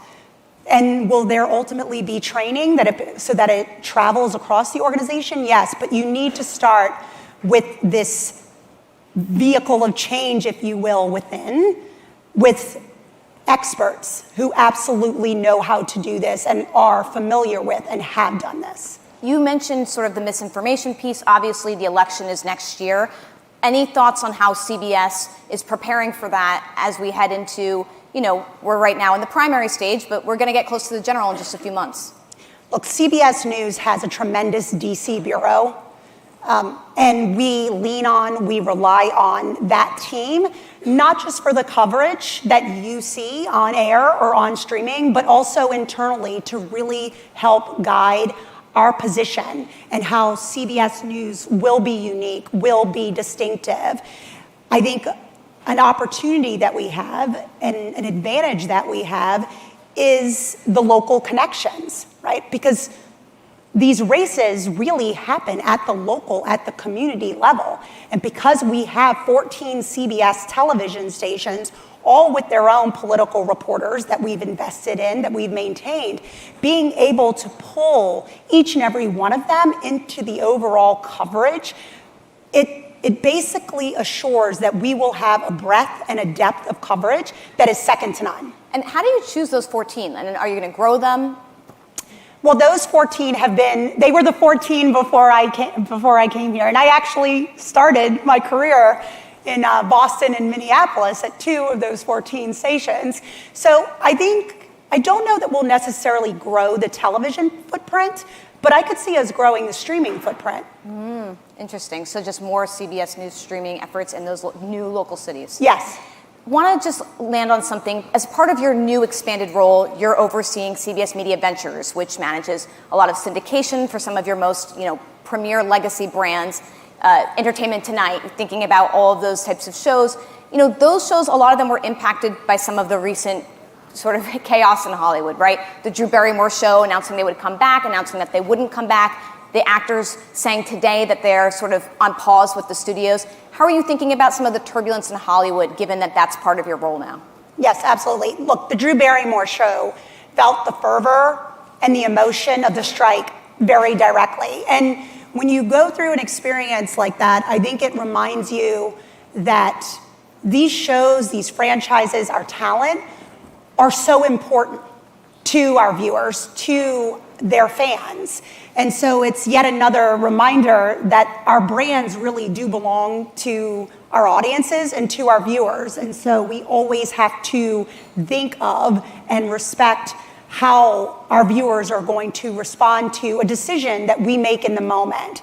And when I think of the CMV brands, and fortunately I will say that news stations, not on a separate contract, so it was really just the Drew Barrymore show that we felt that very directly. And on the SAG-AFTRA side, we are completely on a different contract across the board, so it doesn't impact any of our brands and businesses. But the opportunity with a brand like ET or a brand like Inside Edition, which is a powerhouse brand, especially on YouTube, by the way. And how do we think of those in the same way that I talked about 48 Hours earlier? How do we think about the Drew Barrymore show beyond her daily show? Same with ET, same with Inside Edition. And that's very much an overall strategy for the portfolio versus just any one business. So I know you said you have immense respect for the fans and the franchises they love, but I'm going to do something that might ruffle some feathers, which is, at Axios, we love to end on one fun thing with all of our newsletters. I'm going to ask you to pick a favorite child. What's the one show that you are loving, so proud of right now that we should be watching? So, I'm not going to pick my favorite child. I can't do that. But here's what I would tell you. I would tell you a show that we don't talk about as much. CBS Sunday Morning is the number one, has been number one in that time period for 20 some odd years.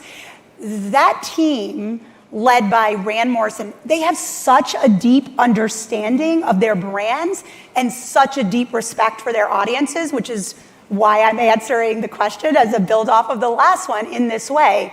If you watch Sunday Morning, first of all, you know exactly what to expect, and you're never disappointed in the consistency of, but they also create moments of surprise and delight. I think that show is not my favorite child, but maybe my child that deserves a little bit more love. Love that. And really, I want to say thank you, Wendy, because a lot of important news today. One, I did not know that Scott Pelley, I don't think it was announced, is doing a Biden interview. It just came that together. Will be, this Sunday. Two, huge investments in AI coming from CBS News. So notable. Thank you for sharing that.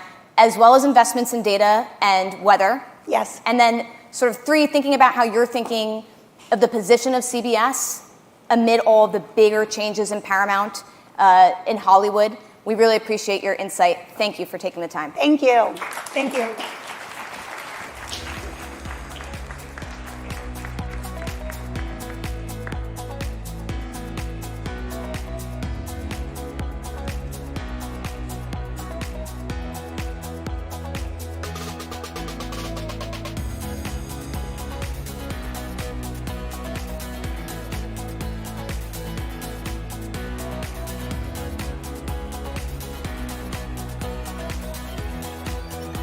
Welcoming back to the stage, Dan Primack. Hey, so just a quick little programming note here. After our next session, we will have another break, and you'll have to get back in your seats if you can by 12:30. And this is partially probably because people are getting a little bit hungry. So this is going to make that feeling a little bit worse. I want to welcome our next guest, who is the founder of Abon Pan, of Panera, is the chair of Kava, Ron Sheikh. Hey, good to see you, Dan. Okay. How we doing? You got the book. Good job. He has a book coming out in 2 weeks, which we'll talk about. I'm not thrilled that you're trying to take my job. So, Ron, let me start with this. So I had never eaten at a Kava until yesterday afternoon here in New York. What were you missing? I had missed it. I will admit I was kind of hoping for there to be a problem, like either a service problem or a food problem that I kind of throw in your face here. It was unfortunately delicious. I had the avocado harissa bowl. Yeah. What's your order? What's mine? I'm going to have a splendid greens with lentils, harissa. I'm going to have some crazy feta. We're going to top it with some tortilla chips. We're going to put some Greek. Do you have a little I own a lot of this company card, so you just can like walk in, give the little black card and walk out? If you run a business like I run it and you run it right, you never do that. You never do that. All right, fair enough. So let's start with Kava. Kava is something a lot of people knew as a fast casual restaurant chain, but it became much better known in kind of financial circles over the summer, not only because it went public, but because it went public at a time when almost no companies at all of any sort were going public, and then it succeeded. Let me start with the big question is, why be, if not a trailblazer, why buck the trend? The company didn't need, or did it need to go public? Did not need to go public. It didn't need the money, but it was right to be a public company. Why? Well, because the reality is that this is a company in a dominant niche, and it's got a powerful brand credibility to do it. And that's the kind of company that should be public. This is a team that had been prepared for a year and a half to do it. We have a very strong CEO. And we have shareholders, 40% of the shares are held by long-term shareholders, us and Invis. And the reality of it is that this company is set up to win as a public company. Having said that, and I think you know it, 90% of the CEOs that go public live to regret it. But the truth of the matter is, some companies are right for it. This company is right for it. It has the potential to be an industry-dominant brand. This book that you have that's coming out in a couple of weeks, which I've skimmed through. You haven't read it? I did. Wait, I'm going home, guys. I got cover to cover. This is not fair. I got cover to cover. You talk about how 90% of CEOs kind of live to regret going public. You don't have a particularly charitable view of being a public company CEO in this book. Well, I ran a public company for 27 years. I won at the process, delivered 25% annualized returns over those 20 years. And the truth of the matter is, being public makes it harder to win. The public markets are increasingly short-term. When I first went public, the average shareholder held for 4 months. When I eventually sold my company, the average shareholder held for 4 weeks. Tell me how that works and what are the pressures. And the power comes in being able to think and act long-term. So long-term money, when I first got into business, was in the public markets. Today, it's in the private market. So then let's go back to Kava. Why would it not be better for Kava to maybe some of the earlier shareholders want to liquidate and sell it to private equity or other? Why is it not better for the company to stay private? Because it creates a level of awareness and credibility. So when Kava went public, many of you may not have known about it. And as we went public, the press, everything began to brew. I would describe it as flowers blossoming in the spring. All of a sudden, everybody was talking about Kava. You were talking about Kava. You actually went. This is part of the phenomena that we want to see happen. And if you're ready and if you're capable, and if you have the kind of CEO we have in Brett Schulman, if he's been prepared, if he knows how to run a public company, then it can be a very positive experience. I'll share with you all something. My sense of an IPO is very much like a wedding celebration. It's a wonderful party, it's a great event, but what really matters is what happens after the wedding and the relationship you build, if I may say, with your investors and how that relationship plays out. Too many people are focused on the wedding celebration as the penultimate event when it's really just the beginning. You've said that when it comes to fast casual, that kind of niches can support up to 2 winners. Kava is clearly a winner in Mediterranean. Who's the other one going to be? I have no idea who's going to be number 2. What I want to make sure of is that we take it all. But I mean, do you see companies out there that you think, yeah, that one might be the one? I see different people playing different parts of the niche. What I think is the more powerful point is in the restaurant industry, winner takes all. McDonald's and Burger King, Chipotle and Qdoba, My Panera and Corner Bakery.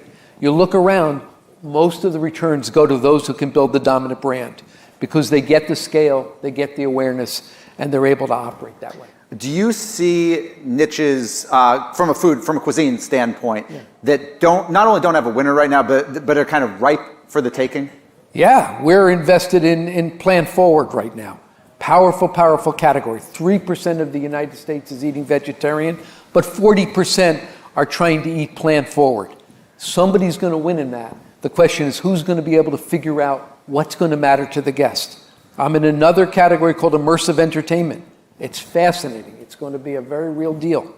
The question is, again, who's going to build the kinds of solutions, the kind of dominant concept that matters to guests, and then who has the capability of scaling it and growing it? You talk about scaling and growing. When it comes to Kava, the thing that really helped to kind of hypercharge or scale just from a store location was the acquisition of Zoe's Kitchen in 2018, which you helped put together.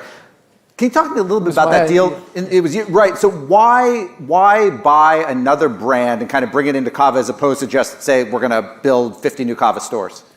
Because the ability to hyperphase. Remember that old game Pac-Man? You hit a button and you popped over there.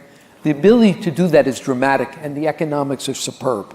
When we bought Zoe's, when Zoe's came to me and asked me for some help, there was a public company. They asked me for help. I said, wait, I've got an investment in this company, Kava. It's a far better concept. If we apply what we know from Kava, the food skills, the operating skills, we're going to be able to do far better with Zoe's. What did that mean? The average unit volumes could go up $400,000 or $500,000 a year. What does that mean? $400,000 or $500,000 a year. What does that mean? That means you can translate into $250,000 or $300,000 a year of EBITDA a store. Take that times 200 stores and then think of the overhead integration. The truth of the matter is it allowed Kava to go one night, from one evening where it was one of many players, to being quickly the dominant player in the category.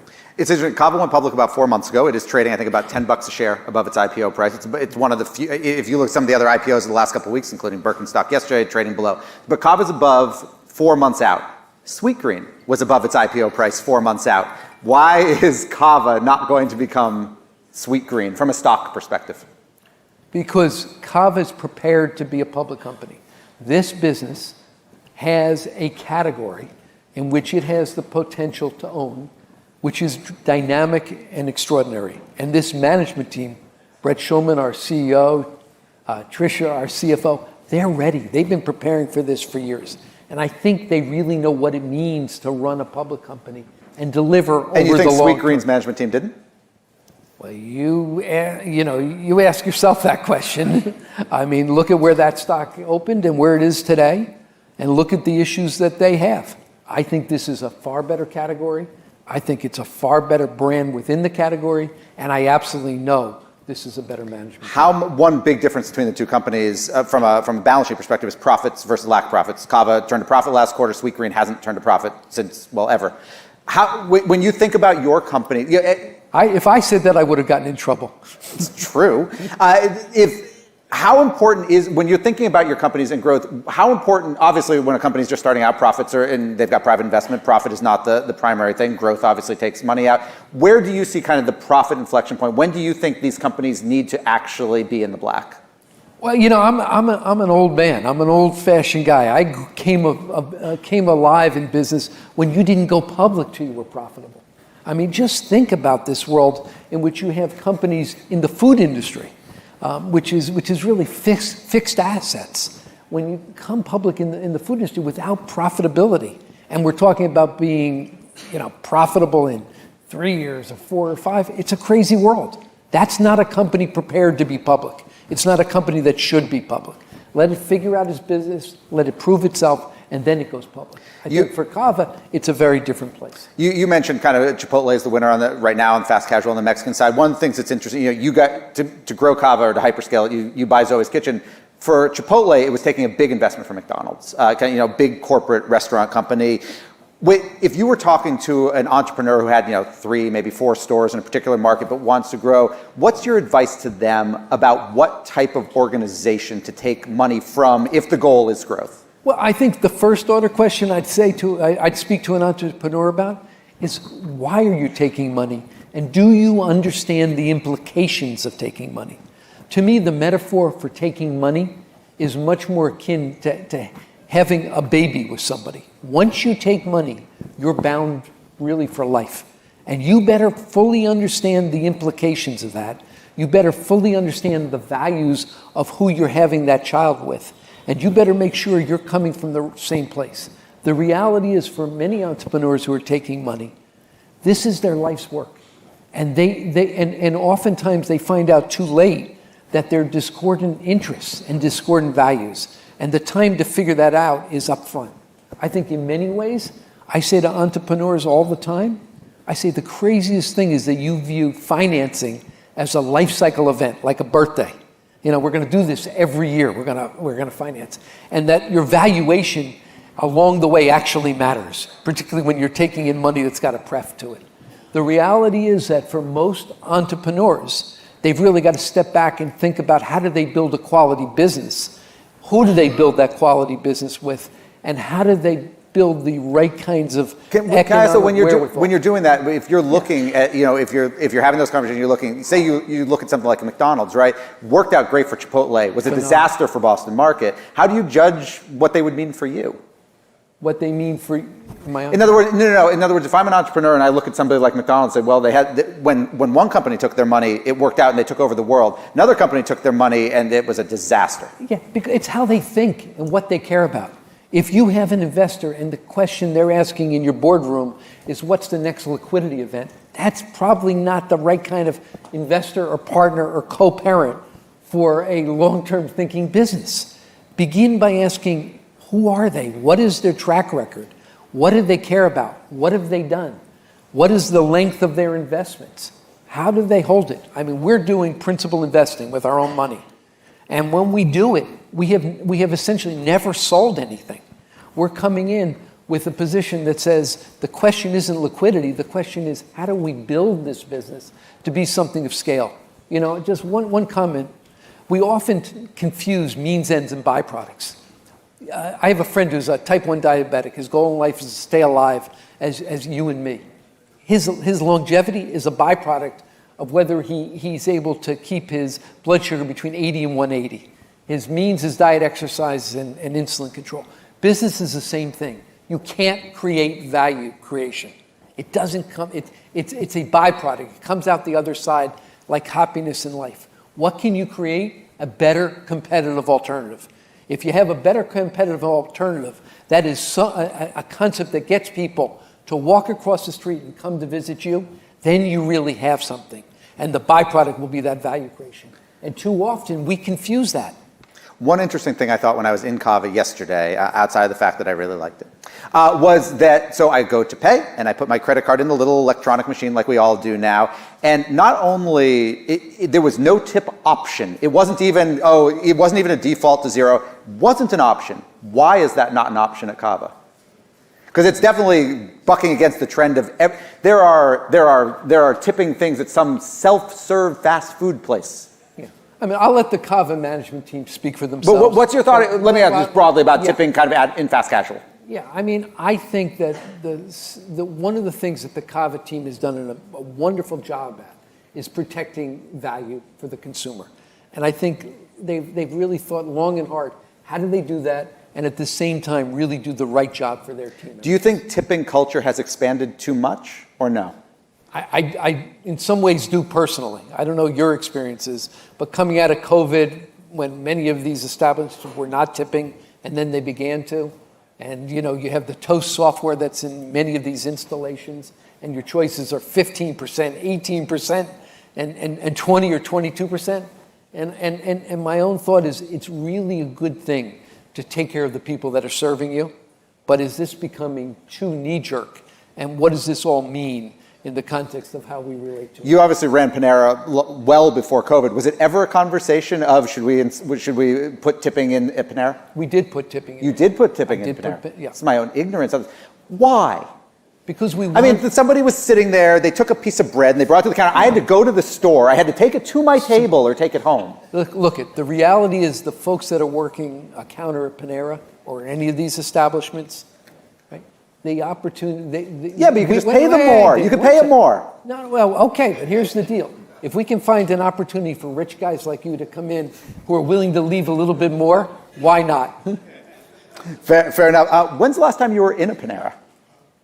When was the last time I was in a Panera? A couple of weeks ago. How was it? It was a lovely experience. Okay, well, I'm asking because there is, I will just say, a perception among colleagues and friends when they knew I was doing this that the quality has gone down a bit in recent years. Would they be incorrect? I'm under an NDA relative to my transactions, so I would be crazy to comment. But I will say this. I was with Panera in its predecessor company for 37 years. I helped found it. I care deeply about it. I love the people that are there, and I want nothing more for them to succeed. Okay, so this is a question from when you were there. They used to have a sun-dried tomato cream cheese that I used to get most mornings. It disappeared under your leadership, so what the hell, Ron? Dan, flawed management. What can I say? I'm just curious. You sold Panera for $7.5 billion to JAB, which is kind of this big conglomerate, which does a lot of food, among other things. Yes. There were some tense feelings a little bit between Act 3, which you run, and JAB. The lawsuit? The lawsuit, mostly about non-competes and hiring. Have those feelings dissipated, or is it still tense? Again, NDA, but I would say this: I have very good relations with the management of Panera. The folks that are running it. One of JB's subsidiaries or units is Krispy Kreme. They are talking about selling Insomnia cookies. You started your career as a cookie baker, I did. as we all did. Any interest in buying Insomnia? No. Why? Because I don't believe that for what we do, the cookie business is a powerful niche that's going to have tailwinds behind it in the next 5 to 10 years. And I don't think that's the kind of investment we want to make. One of your investments is Tate, which is kind of this kind of upscale bakery cafe. If any of you live in Have any of you been to Tate? Yeah, hands. What do you think? Thank you. If you live in Boston or DC particularly, you almost can't avoid them. How many years until you think that people who just spend all their time in New York are similarly not going to be able to avoid one? I think you're going to see it in New York and the tri-state area in the next couple of years. I think you're going to see it continue to expand. It's an amazing concept. It's third wave coffee. I mean, really better than what you're finding anywhere else. It's also got what I would call real artisan baked goods with an Israeli, Lebanese kind of, a Turkish kind of flavor to it. You're not going to find it anywhere else. It's worth your nutritional wallet, shall I say. And then we have a chef in every one of these. So we're doing real food. We're doing real food of many different kinds. And you put those three authorities together in an aesthetic that is extraordinary. The founder of it, Zeridor, has done all that work. Go look at it on Instagram and then tell me you can resist going in. From a pure taste perspective, what is your favorite fast casual restaurant to eat at that you have no equity interest in? I only eat in my restaurants. Hey, I've got, it's great. Dad and I both live in Boston. I walk down the street, and there's a kava. And this happened 3 weeks ago. I was with my son. We were walking our dog. And people came out, and I saw this couple, and I said, I see you're coming out of kava. How was it? She says, I really loved it. I said, where would have you gone otherwise? And she says, I would have gone to the Tate down the street. I said, really? I said, is there anything else you like in town? She says, oh yeah, there's this Life Alive 2 blocks away. I love it. And I'm going, you made my day. We have about a minute and a half left. Let me totally pivot here. You were a co-founder of No Labels, which is a kind of call it a third way political organization in the U.S. I know you don't speak for them, but let me ask it this way. For you, Ron Shaich, it is January 21st, 2025. Yes. Who do you hope is sitting behind the Resolute desk in the Oval Office? Somebody who can bring us together. Here's the reality, folks. Do you expect that person to be on the ballot? I hope that person is going to be on the ballot, and I'm doing everything I can to get somebody on the ballot who's going to. Who might that person be? Well, we will see, but here's the deal, right? Look, we compete with the Chinese with 20-year plans. We can't agree on a budget for 20 weeks. Tell me how that story ends, okay? Right? It's flawed. If we can't come together and talk to each other, if we can't reduce the hyper-partisanship that we see, if we come from a place that we're always blaming the other guy, this country is going to have serious problems. And we need to confront it. I will follow this really quickly, which is you personally have donated to Joe Manchin. If Joe was sitting behind that desk, are you a happy man? I think it all depends on other alternatives. I'm not publicly supporting Joe Manchin for president. Ron, thank you so much for your time. Thank you. Thank you. Okay. We have a break. Get back here at 12:30. Next week. Thank you.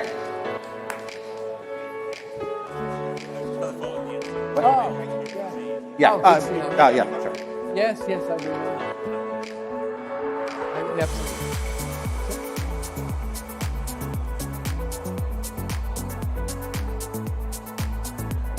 Don't go too far. We'll be right back in just a few minutes.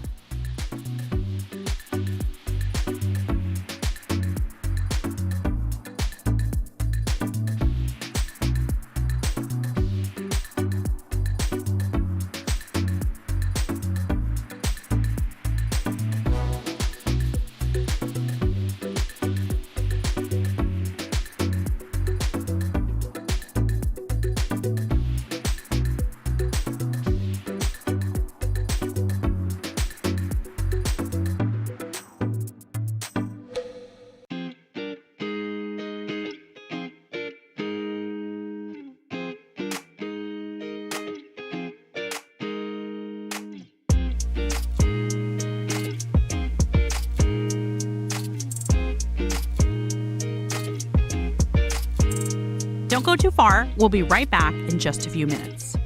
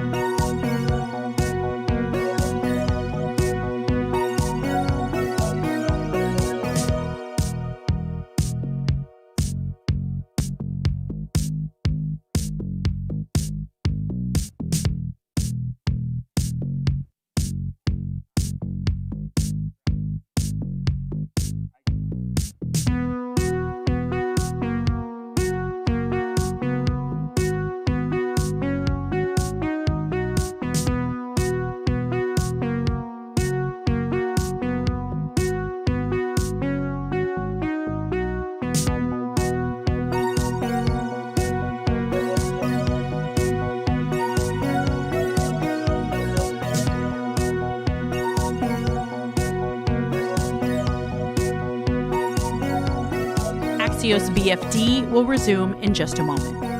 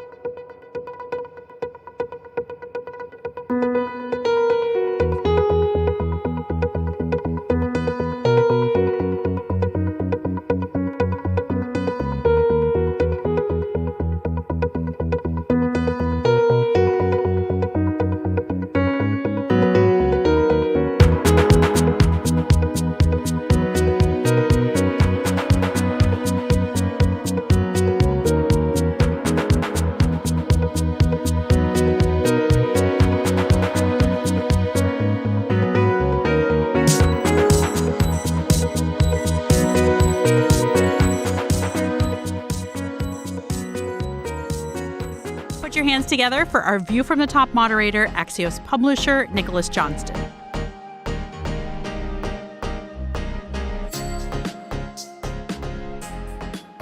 We're entering the home stretch here in BFD. If you've got networking or conversations, don't forget the lounge downstairs. We're entering our second and last slate of speakers here. Most of you may know that BFD is a bi-coastal affair. This is our second time in New York City, but we also kicked off on the West Coast earlier this year in San Francisco. And so a huge thanks to Latham & Watkins, who is here today, but also was a key sponsor helping us launch BFD on the West Coast in San Francisco. We'll be back again there next year. But for our View from the Top conversation now, I want to welcome Latham partner Ben Cohen to the stage. Ben, welcome to BFD. Hey, thanks for being here. This sounds weird to say this. I love talking to lawyers because they have kind of like the best, broadest vantage point of all things. And so from your seat, at the nexus of all this deal flow, give us a sense of the macro environment. The macro. I love when people ask lawyers about the economy. It shows the times. Who would better know? Yeah, no, I mean, look, what I'll comment on is our deal flow right now. So obviously deals are not happening, and there's a lot of reasons why. I mean, it's the obvious ones, the macro factors. It's inflation, it's the rising rates, it's softness in China, Ukraine, now what's happening in Israel. But there's sort of another side of that, right? I mean, there is capital on the sidelines that people can access. So why aren't people accessing that capital? It's because they're well capitalized right now. You have a lot of companies that went public recently at great valuations. They have cash on their balance sheet. You have a lot of private companies that have raised capital, and they don't really need to go public right now. They don't need additional capital to get them through that 18-month runway, between now and when they may need capital again. So I think the combination of, a down market, volatility, plus a lot of well-capitalized companies, you're just not seeing a lot of deal flow. It's just not the macroeconomic, and there's a list of things macroeconomically that are impacting deal flow. It's also just like the status of these individual companies. It's not needing to make 100%. I mean, you had low rates for the last decade. People were able to easily refinance debt. They were easily able to raise capital. Investors were really just focused on growth versus profitability. So even high growth companies that had really no path to profitability were able to raise capital pretty easily. Yeah. So when we were in San Francisco in the spring, I talked to your colleague Tad Fries, who runs the San Francisco office out there, that exact same question. And I just wrote down some of the notes. The companies are anxious, people are waiting. There's a backlog of deals that hopefully are breaking soon. Are we still in that situation? It sort of sounds like this holding pattern almost. Yeah, it's interesting. I would say I agree with Tad. I mean, I think in May, people had cautious optimism about the markets. There was a lot of big names at the time. I don't think Tad named them, but Cavo is a great example. That was one that was waiting on the sidelines that we just heard about. Birkenstock and Instacart as well, which just went recently. So we did see people test the waters this summer with deals. We had some follow-on activity. We had convertible notes deals. We had those IPOs. The problem was Cavo is a great example. I mean, Cavo traded up and it's still above its issue price. But unfortunately for the other IPOs, they've all traded down. I mean, you saw a lot of investors where there was a pop, like for example, Instacart. Those investors were able to flip, get some alpha. Now the stock's trading down.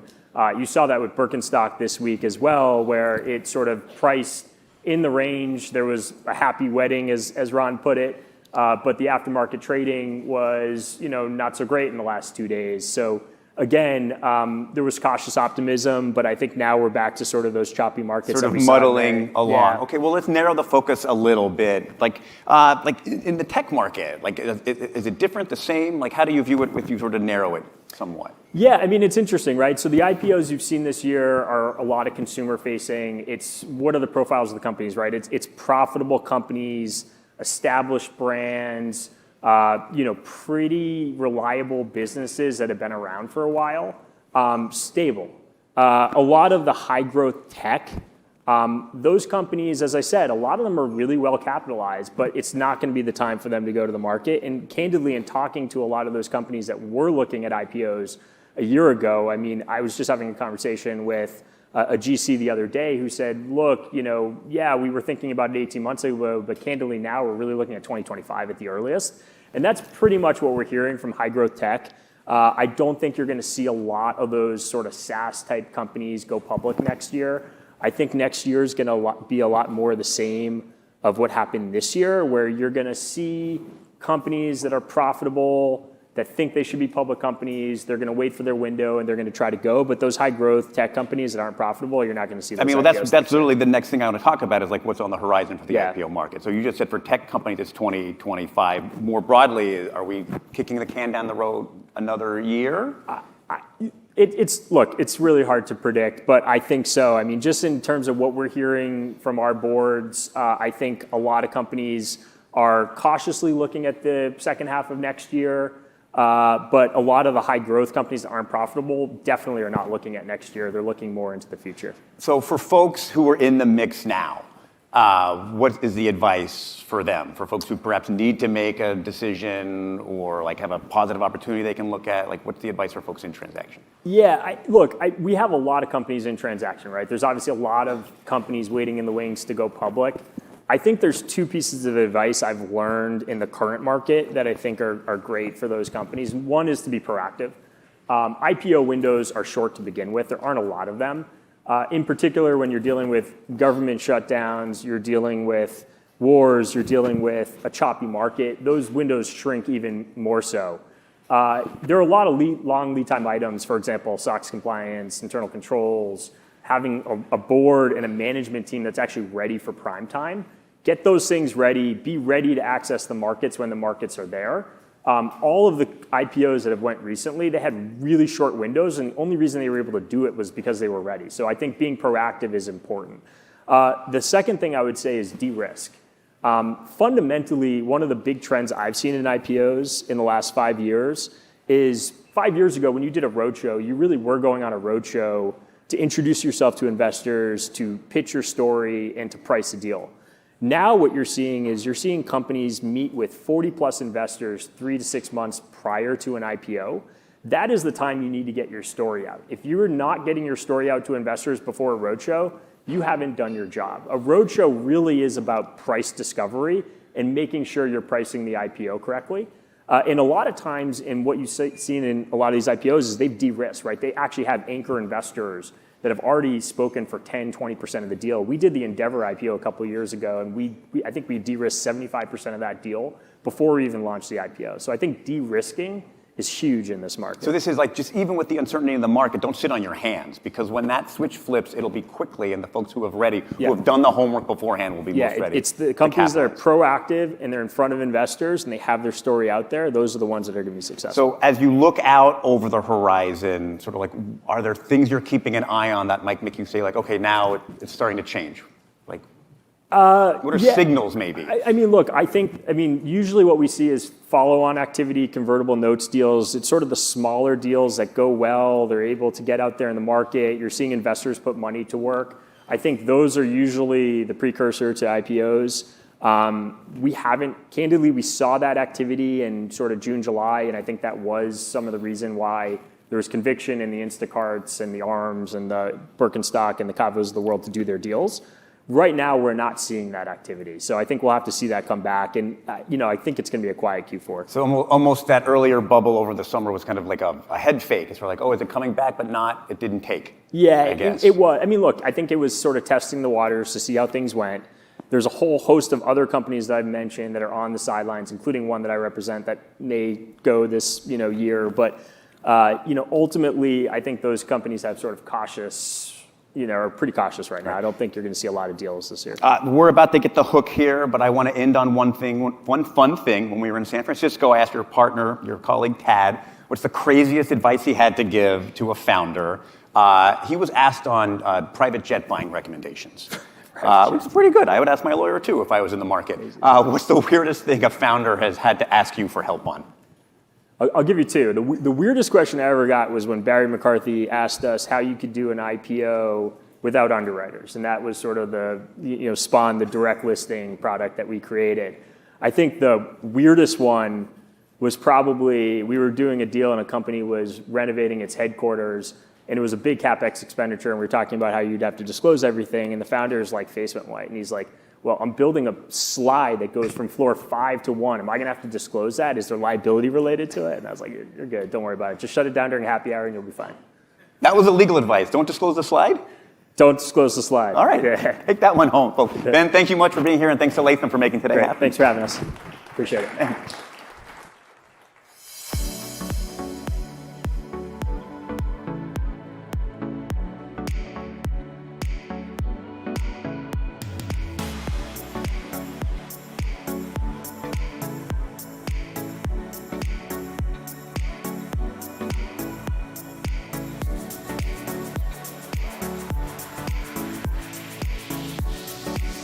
Returning to the stage, please give it up for Hope King.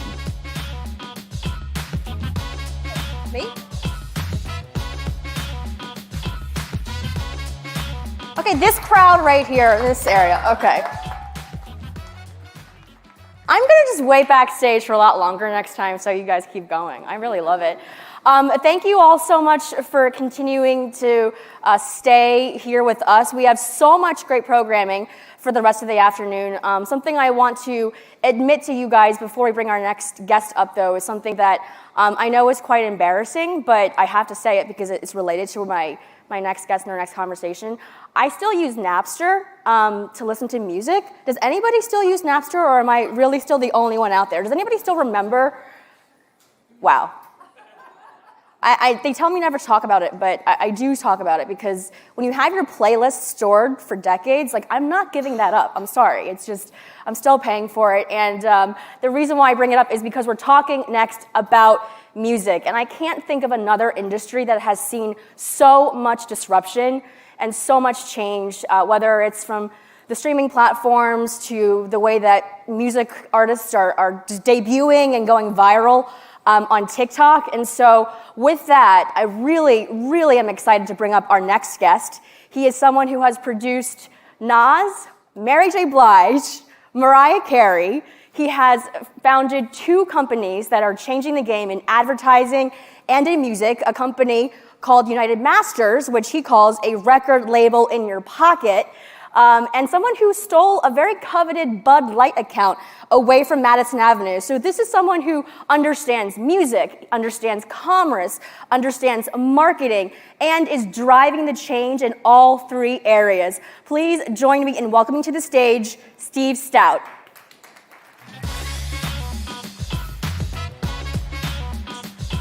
Hi. Oh, thank you. It's so good to see you. Oh, thank you so much. Was that okay? Everybody, yeah, that was good. I thought the intro was pretty good. I give you a 8. It's so hard to try to be like your hype person given your incredible background. And what did you think of the walk-up music? I like the walk-out music. It was good. It was all right? Yeah, I walked out good. Okay, what would you have preferred us play for you? I don't know. I don't have a preferred song for that. I don't have theme music. You don't? But, no. Like you know, when you need to get yourself ready for something, you don't put on a tune to get yourself amped up for anything? Not anything. Beautiful day, U2. That feels good. It always feels good. That always feels good. We had Timbaland on our stage in May, and we asked him the same question. He approved of the walk-up music, so I always need to get approval from music geniuses about the music. So I'm glad we have your approval. Thank you for that. As I mentioned, you touch so many different industries right now, and when we were prepping for your conversation with me today, you asked me, why me? Why Steve today? And it's all the reasons that I just laid out. But before we get started with sort of the pulse check, you've described United Masters as a record label in your pocket. Why is that so important for music artists to have at this exact moment? Well, there's been many shifts in the music industry over the years. And one of the most meaningful shifts is obviously streaming. And because of streaming, the gatekeepers, typically the record companies, no longer are the only way to get your music distributed. They had a hold on the artists because of physical distribution. You had to, make vinyls or make CDs. They also had control over MTV and radio. Those things don't matter or matter much less today. And the other thing that happened on the other side is the actual, the cost of recording had gone down dramatically, just like the cost of video. So it's become more accessible for an artist to be able to record at home. So being able to create software so that somebody can go from their bedroom, right to Apple or right to Spotify or 120 other DSPs around the world, United Masters created that application so that distribution could happen seamlessly. The artists can then retain their rights, not go to a record company and get their music distributed in real time. And you have what, 2 million? 1.9 million artists that go through our platform around the world for distribution. Your investors include Andreessen Horowitz, Apple. You're valued at almost $600 million at this point. Yeah. Where do you see this going and growing? Well, what's taking place is like artists, the next generation of artists will not need record companies. They don't need the middleman in order to get their music out there. Artists are being discovered on TikTok, as you stated earlier in my introduction. They're being found on social media. And this idea that a record company can lend you or give you, $500,000 when you're 18 years old and then own your intellectual property in perpetuity was an idea that existed for 60, 70 years. It's now it's no longer needed, necessary, and that business model is being eradicated by ideas like mine. And how is your company different, United Masters, from, let's say, a TuneCore or a DistroKid? I think that we all play a very similar role in providing distribution, frictionless distribution globally. The differentiation comes in services. We own an advertising company, as you stated, translation. We represent the NBA, we represent AT&T, we work with the NFL and so on, ESPN. And having an advertising company housed with a music company allows us to be able to create relationships between the artists and brands. Mm-hmm. And that is something that nobody else can replicate. When I built the company, I wanted to sit at the convergence of culture, technology, and storytelling.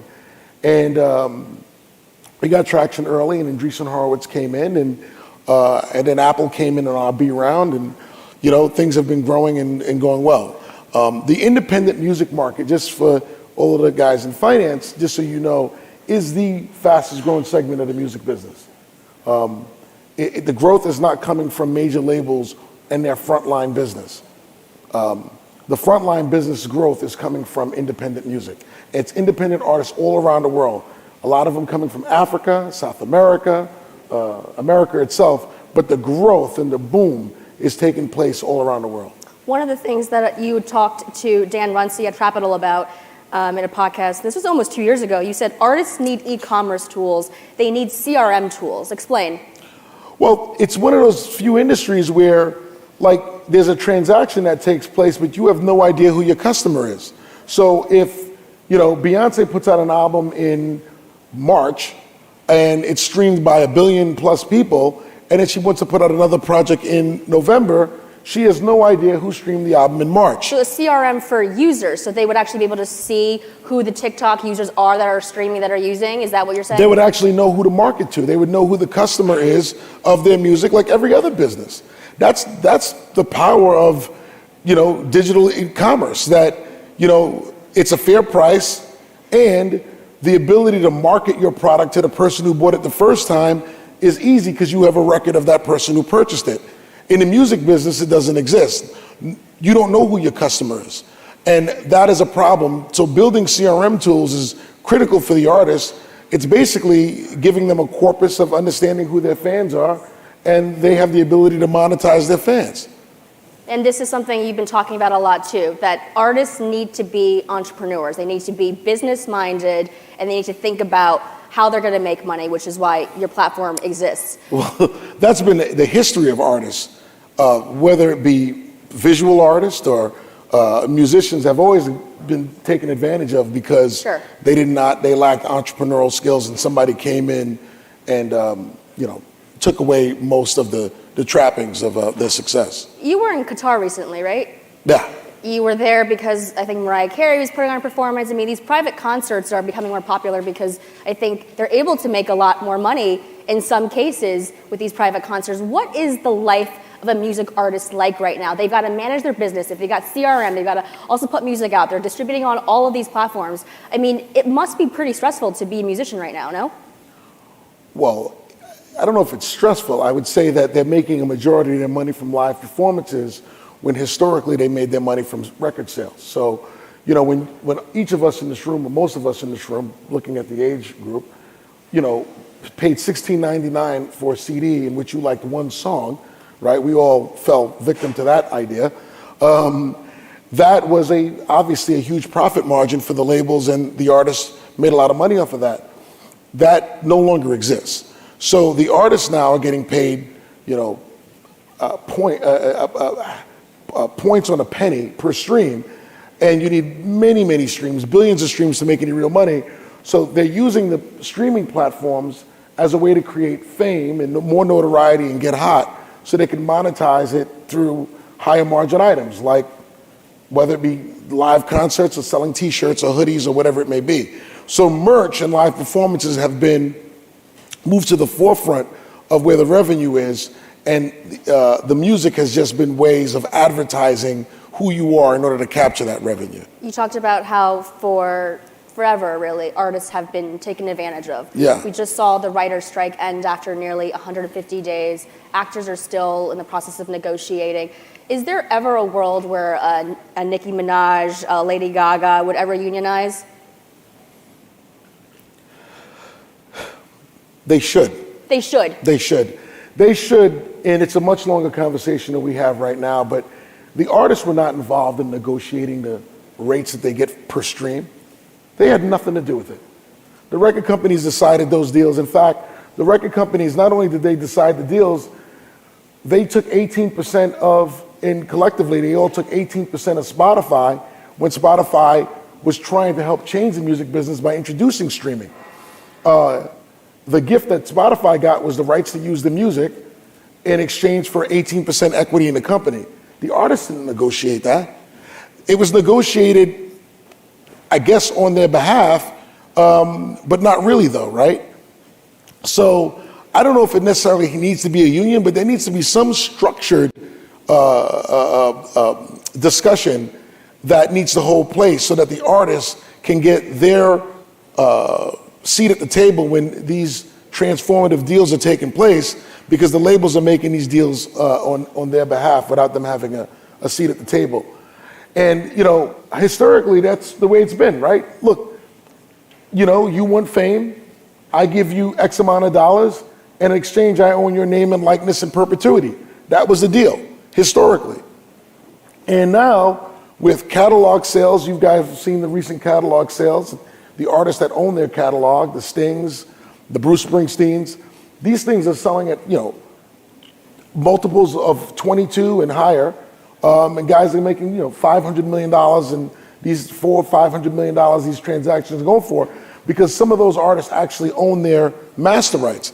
The next generation of artists will own their master rights from the beginning. They will never sign it away in exchange for the initial upfront money, because the record companies no longer have the moat of distribution and controlling radio and MTV that they had. And this is not like a theory. Yeah. This is just the evolution of technology disrupting an industry. So before we go back to the catalog sales, would you be in support of your nearly 2 million artists unionizing or working together if they didn't like what maybe you were offering, or maybe they would pull all their music at the same time off of TikTok, off of Apple Music, off of all of that? Whether it's formally called a union or it's called just some committee that comes together that represents their values, of course I would. I think that artists, they have what they sort of put in what they commit to is something that can't be replaced, right? What they do is very special and unique. And that contribution, because of that, needs to be recognized. Whether it's a union or a committee, whatever, that needs to happen. So you also talked about artists not needing the record labels anymore because they have the audience and then maybe they get signed later. But at one point in history, it was a sign of validation to be signed to an Interscope or Sony. Where does that validation come from now? Especially from the fans. But the fans are fleeting, right? I mean, because they are on to the next trending song tomorrow. Well, the fans are now. They're going song by song, but they're not fleeting. Music is more popular than it's ever been before in the history of music. So, like, that part's the good news.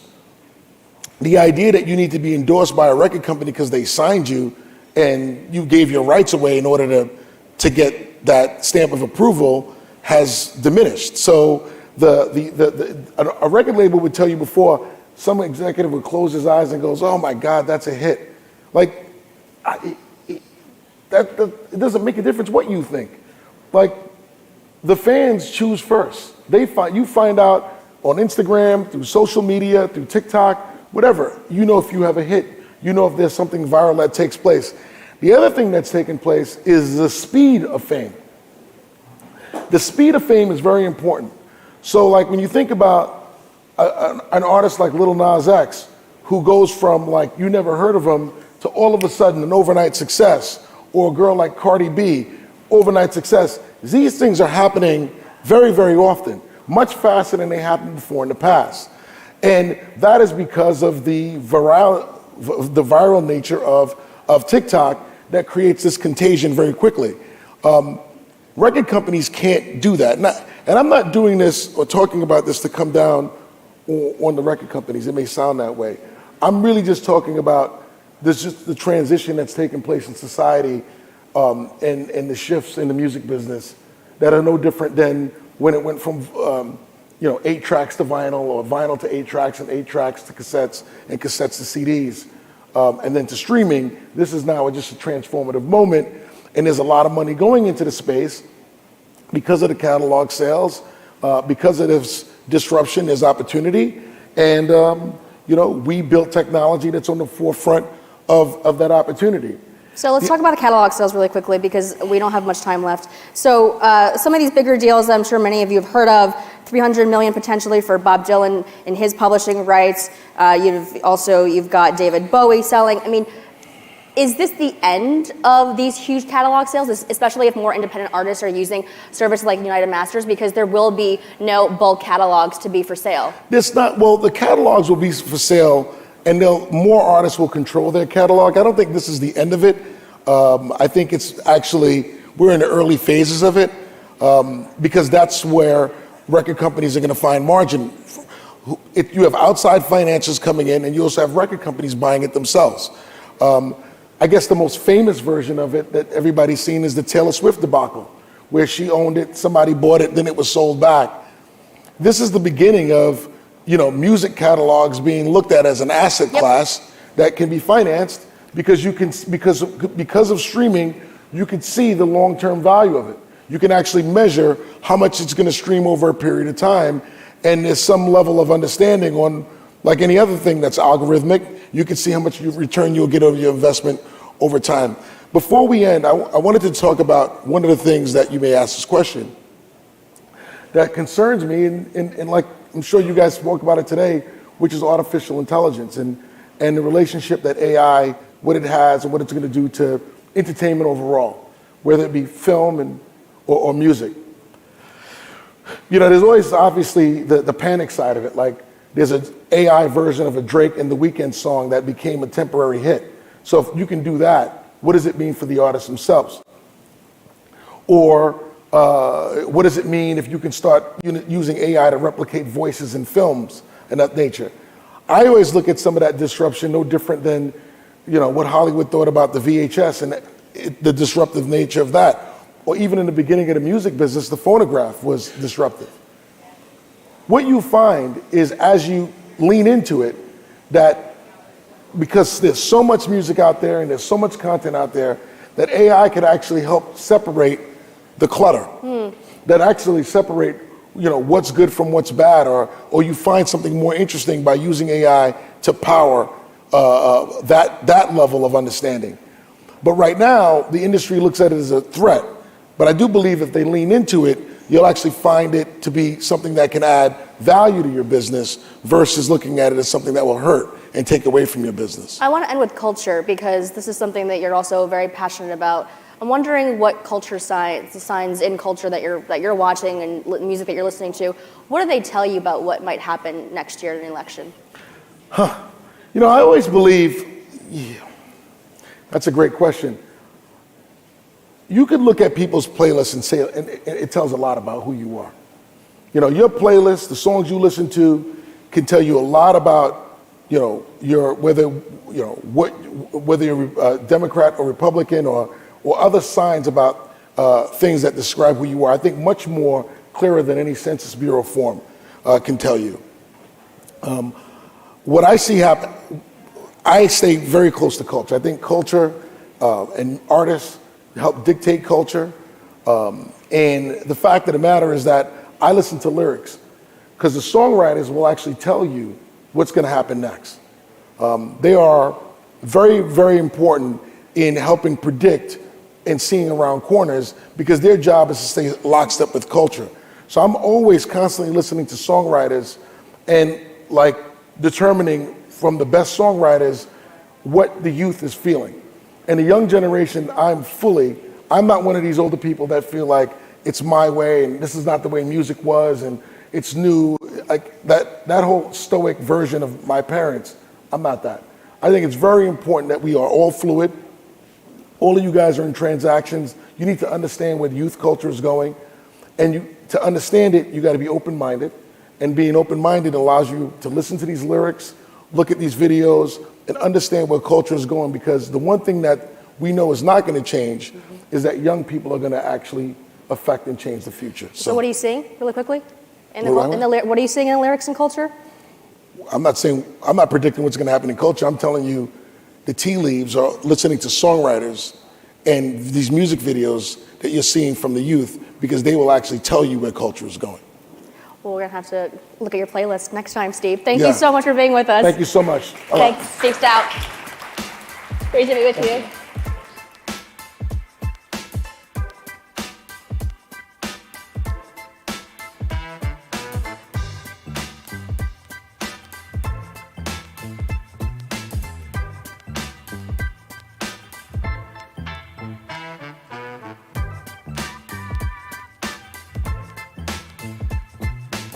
Here he is again, Axios business editor Dan Primack. Hello, everybody.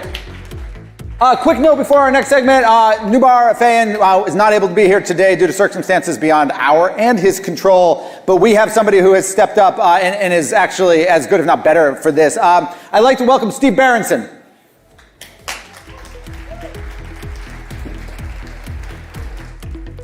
So Steve is a managing partner at Flagship Pioneering, which is one of the leading biotech venture capital firms in the country. You are on the board of Moderna, and before you got into biotech, you were vice chairman at JP Morgan. You were a banker. So can I start quickly and just ask, you were a banker. Do you understand molecules and cells, and how do you get from JP Morgan to being part of the people who are putting vaccines in my arm? Okay, so leading off with a fastball. Thank you very much. It's great to be here. The answer to your question is yes and no. So I was a bit of a science geek in college, and so at the atomic level, I kind of have a bit of a feel for it. But at the macro level of chemistry and biology, I walked into Flagship clueless. Literally, the last time I studied biology was the spring of 1976 when I was a sophomore in high school. Do you lead with that in board meetings? I do, as a way of credentializing myself. But it's part of the reason why I went to Flagship, because I was 57 and I wanted amazing for the last chapter of my professional career, and I think I nailed it. All right, let's talk vaccines a little bit. I'm going to give you some numbers here. There was a recent Ipsos survey taken last month. It showed over 70% of Republicans, registered Republicans, said they either don't plan to get a COVID booster or are unlikely to get one. That compares to about half of independents and only about a quarter of Democrats. From your perspective, how has vaccination become a partisan issue? I think it's deeply disappointing that it has, because while there are lots of issues around this topic which are unclear and subject to judgment and good debate, there are reams and reams of data around the safety and efficacy of the two major mRNA vaccines. And it's pretty black and white about the ability of those vaccines to prevent people from getting severe disease or hospitalizations. Do you have any regrets, and I don't mean from your personal way, but either from the company or from the government, the way that data was originally conveyed to the public? Well, if you're talking about the way we, or if I were to speak for, Pfizer BioNTech conveyed the data, no. I think it was done in a very scientifically rigorous way. But that, from there, the system takes over, and the system is pretty chaotic, right? There is a lot of, within this is partially, a political thing, but there's obviously a lot of talk about how uptake of the boosters isn't going to be necessarily strong. Walgreens this morning came out, and Walgreens has a lot of its own issues, but they came out this morning with kind of weaker Q4 guidance, and the explanation for that was we don't expect as many people to get the COVID booster as we had expected. Are they, from what you know, are they correct? So maybe I'll just veer a little to the side on that question, right?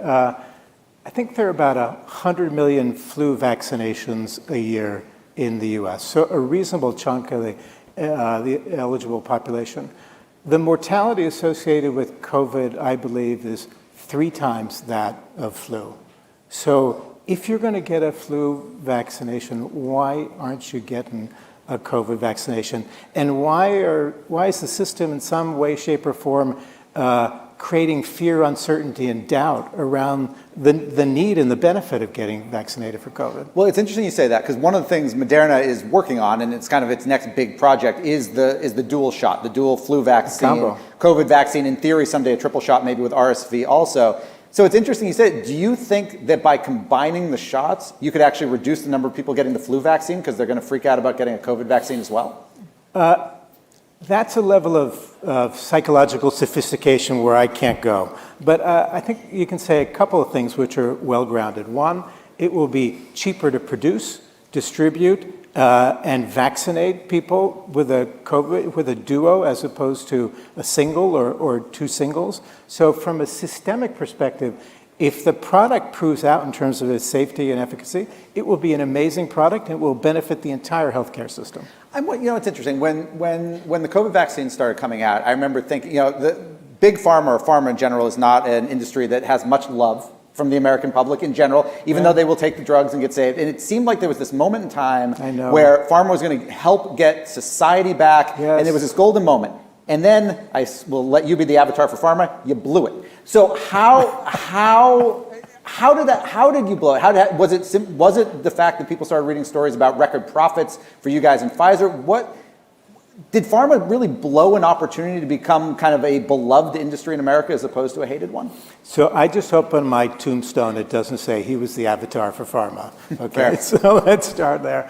I know exactly what you're talking about. We were right in the center of it. And by the way, Moderna, flagship, we're not pharma. We're at the early innovative stage of doing things. But there's a critical role that pharma plays in the entire value chain. I can't tell you I understand why, except that I think the forces aligned around beating up on pharma are very strong. And so I almost think they got a reprieve and then the forces took control again. I spent a lot of time in the banking business, as you know. For me, it was always very interesting. In banking, like politically, everybody kind of hates big banks and everybody kind of hates small banks. Everyone does hate big banks. Yes. Yeah. And everybody kind of likes small banks. That's true. But somehow in our industry, they hate everybody, including the innovators, and that makes no sense at all. Are you like bigger picture concerned? You leave Moderna and vaccines out of it. Kind of the increasing politicization of medicine as a whole. Obviously, you've seen it, for example, with abortion pills, and that's a specific thing. But kind of, do you feel that that's a trend that's going to continue? That we're going to see not just about things like reimbursement rates and Medicare, but when it comes to actual medicine and treatment. It's hard for me to predict where the vox populi and where politics are going to go. But I have some sense of where medicine's going to go. And medicine's going to be amazing. I mean, we talk about being in the beginning of the biological century. And we think that for the 21st century, biology will be to it what information technology was to the 20th century. And so we just, year after year, decade after decade, we're going to see this industry produce more and more powerful medicines going against small disease, large disease, preemption. And God, I hope that we can rally around that, because that is a mega trend. So let me ask about some of those medicines. You chair a company called Ceres. Am I pronouncing this correctly? S-E-R-E-S? Ceres Therapeutics, public company. It recently got FDA approval for the first pill made from healthy bacteria, and here's the part, found in human waste. It's to fight gut infections. You're making poop pills, Steve. Really? Why should someone not be a little freaked out about that as a patient? Yes. And notwithstanding the moniker, the reason why the commercials are going to be phenomenal. The reason why you shouldn't feel bad about it is if you knew the process that goes from taking donation, that's what it's referred to, and if you saw the inspection that FDA, I mean, talk about a proctology, because this is a first-in-class medicine, a new modality. And it was brutal, and we sailed through it at the same time. The data around the product, its commercial name is Voust, came out in August of 2020. There's a New England Journal article, there's a JAMA article, beautiful safety profile, beautiful efficacy profile, and it's going up against the disease for which the standard of care is 40 years old. There's been a lot of talk about kind of how, including at your firm, about how AI and related technologies are going to kind of turn biological problems into digital problems or solutions, maybe. Yeah. Can you give me like a practical example? What for a layperson, what does that really mean? Yeah, I think you hit the nail on the head. We're in a transition right now where biology and medicine is going from purely empirical to gradually engineerable. And with that comes faster speed, agility, probability of success, you name it, right? So let's take, we have a company we founded called Generate Biomedicines, founded in, I think, 2017. They were doing generative AI years before people started talking about ChatGPT. It is a protein generation platform. And if we look at a target, and by the way, I'm not a scientist, so bear with me for the scientists in the room who really understand this, can look at a target and understand its crystal structure. We can feed that into a computer, and the computer within hours will spit out candidates for proteins that could bind to that target with greater specificity and affinity than any product on the market today. And we take those candidates, and then we put that through our wet lab, and then if we find something, we can take it forward. We have one in the clinic, and we have another about to go into the clinic. We are doing things that were just inconceivable even a couple of years ago. And I'm assuming more expensive. So for example, Generate raised a lot of money. I looked it up, I was curious. So Moderna raised $40 million through its Series C. That's what and it raised more after that, before it went public. But it raised $40 million. You chair a company, Celerity, it's raised $320 million through its Series C. Generate's raised an enormous amount of money. Yes. Why are these rounds, at the still relatively early stage for these companies, in the triple digit millions now? Yeah. Well, look, if you go back in time to 2010, 11, 12, which I think is the period you're thinking about for Moderna, what the flagship team was doing, and I wasn't there, and then, of course, the Moderna team, as we formed the company, it was incredibly far out there, right? And capital markets were tight. You remember this period? But that was true a lot, but for a lot of biotech companies, they were raising a lot less money. Yeah, but this was in the aftermath of the financial crisis and all this stuff, right? So fast forward 10, 12 years, I think the marketplace has generally got comfortable with the ability of this capital to be deployed in a way where it has a much greater chance of creating lasting value than was the case 10, 12 years ago. Let me ask you about another medicine innovation, which is all the metabolic, basically weight loss drugs, Ozempic, the Novo drugs, essentially Ozempic, Wegovy. What does, from a flagship perspective, as a firm that creates and invests in early stage biotech, but also cares obviously about where disease is, what does the uptake and the creation of those drugs mean for you guys? Well, for me, I think it's cool in so many respects. Away from all the people around the world, it's going to help. We have at Flagship, as opposed to at our companies, two super interesting partnerships. One with Novo Nordisk, where we're going to develop... Who's the creator of those two drugs? Exactly, right, where we're going to go after 5 programs in the cardiometabolic area. And so it's great to be collaborating with a worldwide expert there. And then 2 months or so ago, we announced another partnership, double the size, with Pfizer, where we're going to go after, again, a category of diseases that are highly prevalent. So this is away from the small n rare disease, small population oncology. There's a paradigm shift going on where I think people are getting more confident about going after larger disease populations. We established earlier, you spent most of your career at JP Morgan. So let me ask you some capital market stuff vis-a-vis biotech. In 2021, more than 100 biotech companies went public in the United States. They raised about $15 billion. Last year, there was only 22. I think the year before, there were 21. But of those 22 and 21 combined, I believe only 6 or 7 are trading above their IPO price, which generally means these are bad investments if you're a public investor. What, if anything, is the silver lining here? Because if you're a flagship or any of your peers, IPO is usually, not always, but is often where you want to go, and the markets don't seem to want what you got. The capital markets environment right now for biotech is brutal. And it's been brutal for 2 years, and it's probably going to be brutal for a little while to come. So what's the silver lining in all this? I think, if you dial back the clock 2, 3, 4 years, too many companies were created, too much money was spent unproductively, and so I think somehow we're washing that out.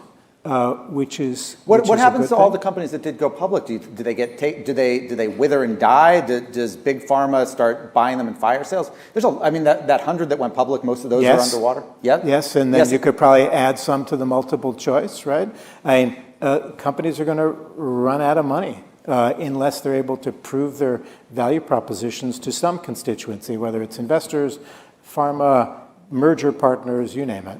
What's your basic explanation for why the public markets don't like biotech as a category right now? It can't be just that it doesn't have profits. That's often true, and that's historically almost always been true when biotech goes public.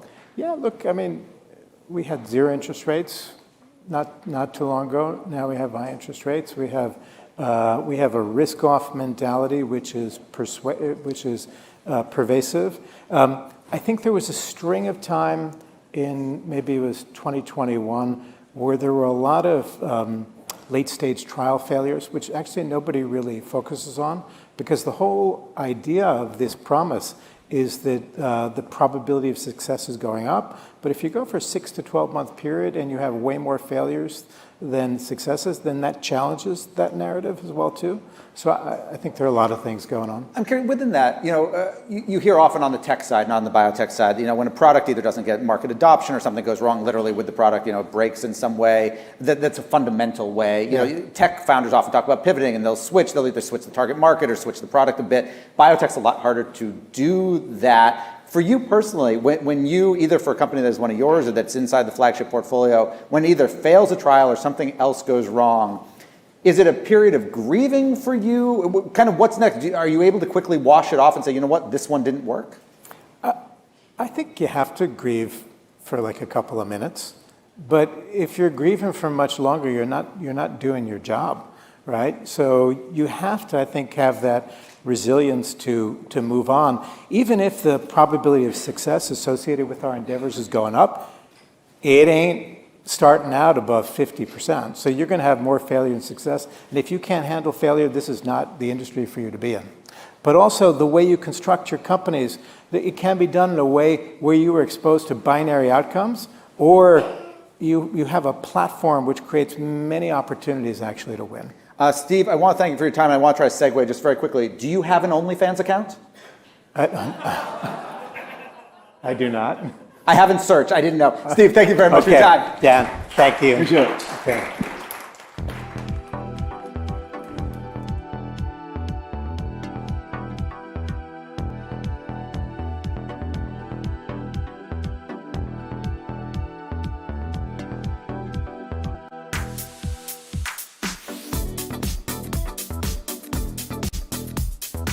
And next, Axios business and technology reporter Kia Kokolacheva.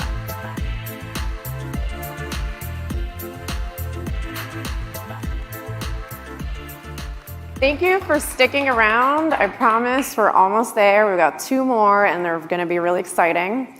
So our next guest is the CEO of a company that's one of the most successful media companies right now, but you probably wouldn't know it. Welcome to the stage, CEO of OnlyFans, Keely Blair.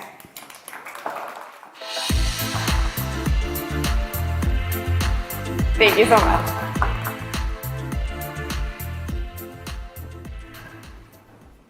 Thank you so much for being here. I know you just took over the job a couple months ago. Keely was Chief Strategy and Operations Officer. Before that, she joined at the beginning of 2022.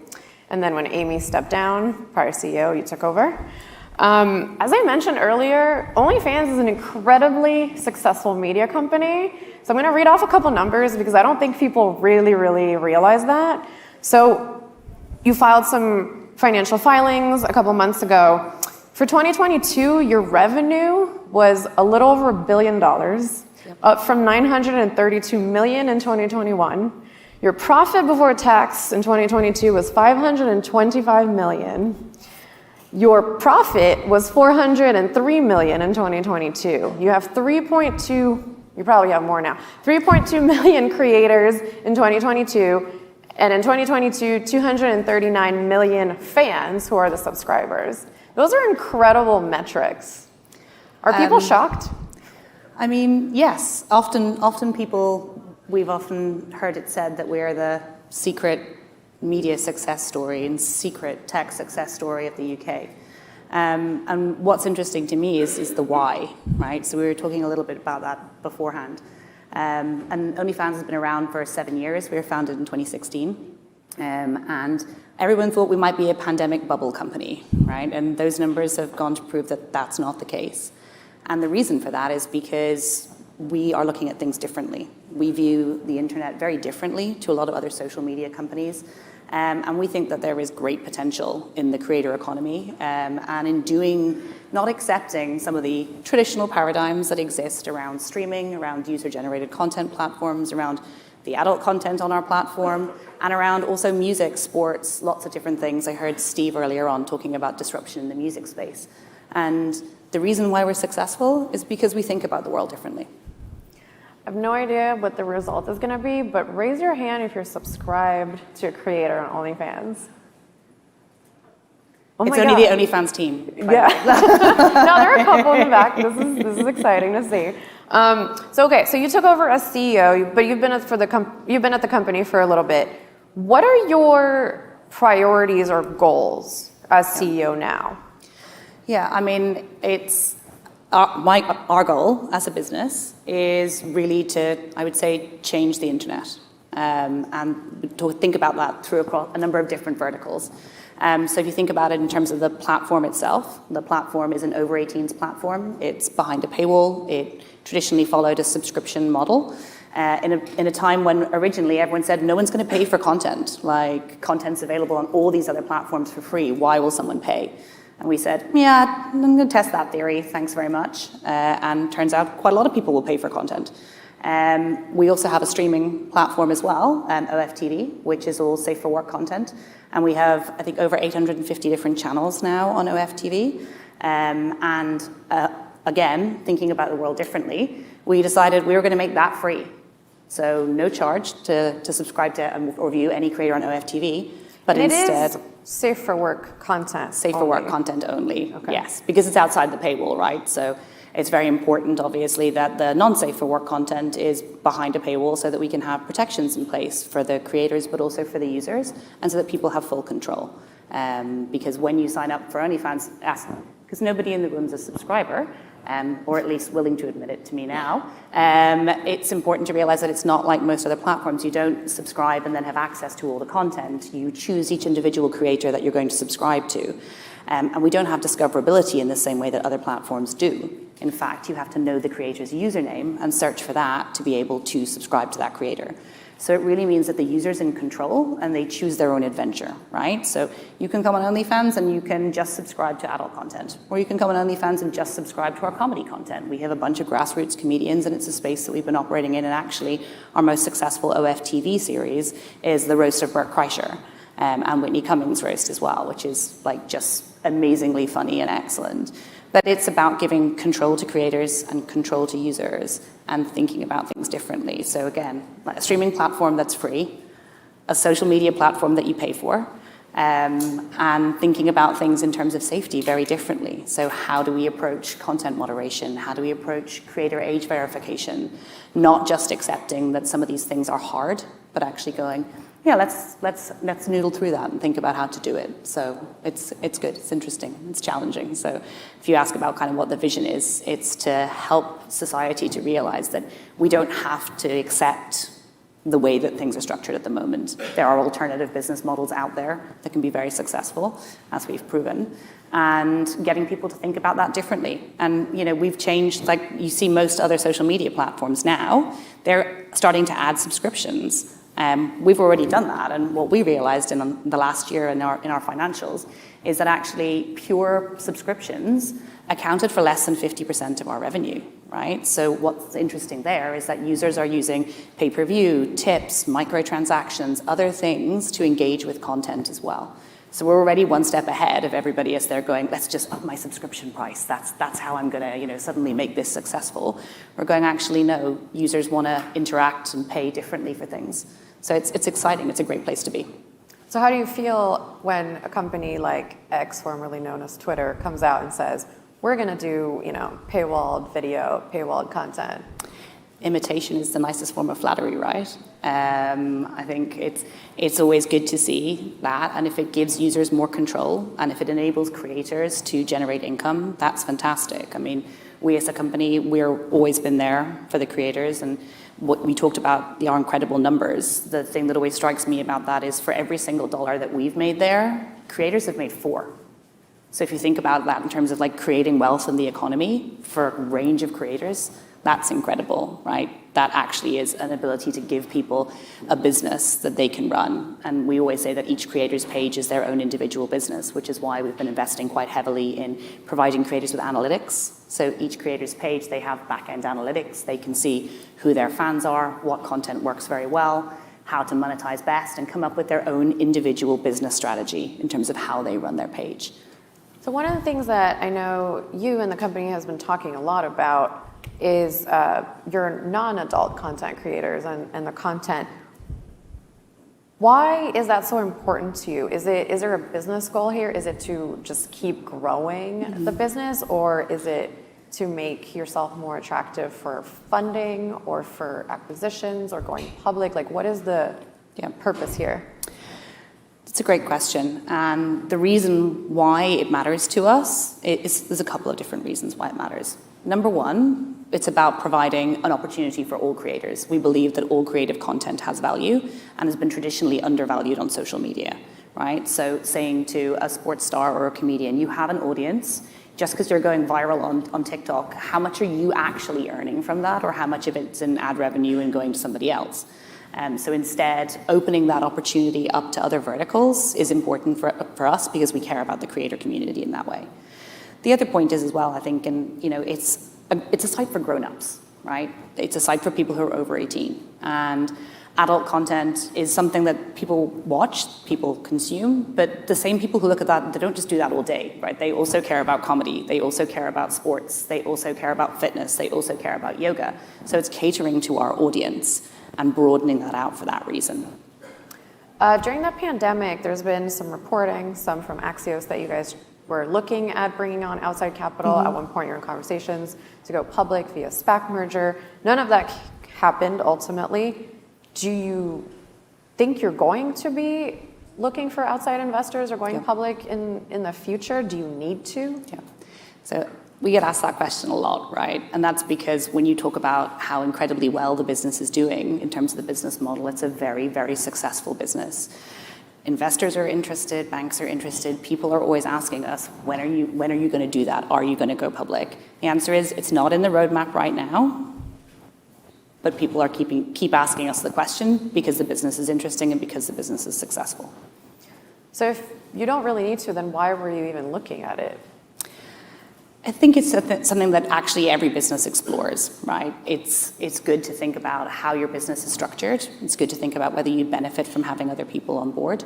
But traditionally speaking, people go out to the markets because they need to raise capital to invest. That's not our driver. We don't need to do that. So then the question becomes a wider why question, which why it's not in the roadmap right now.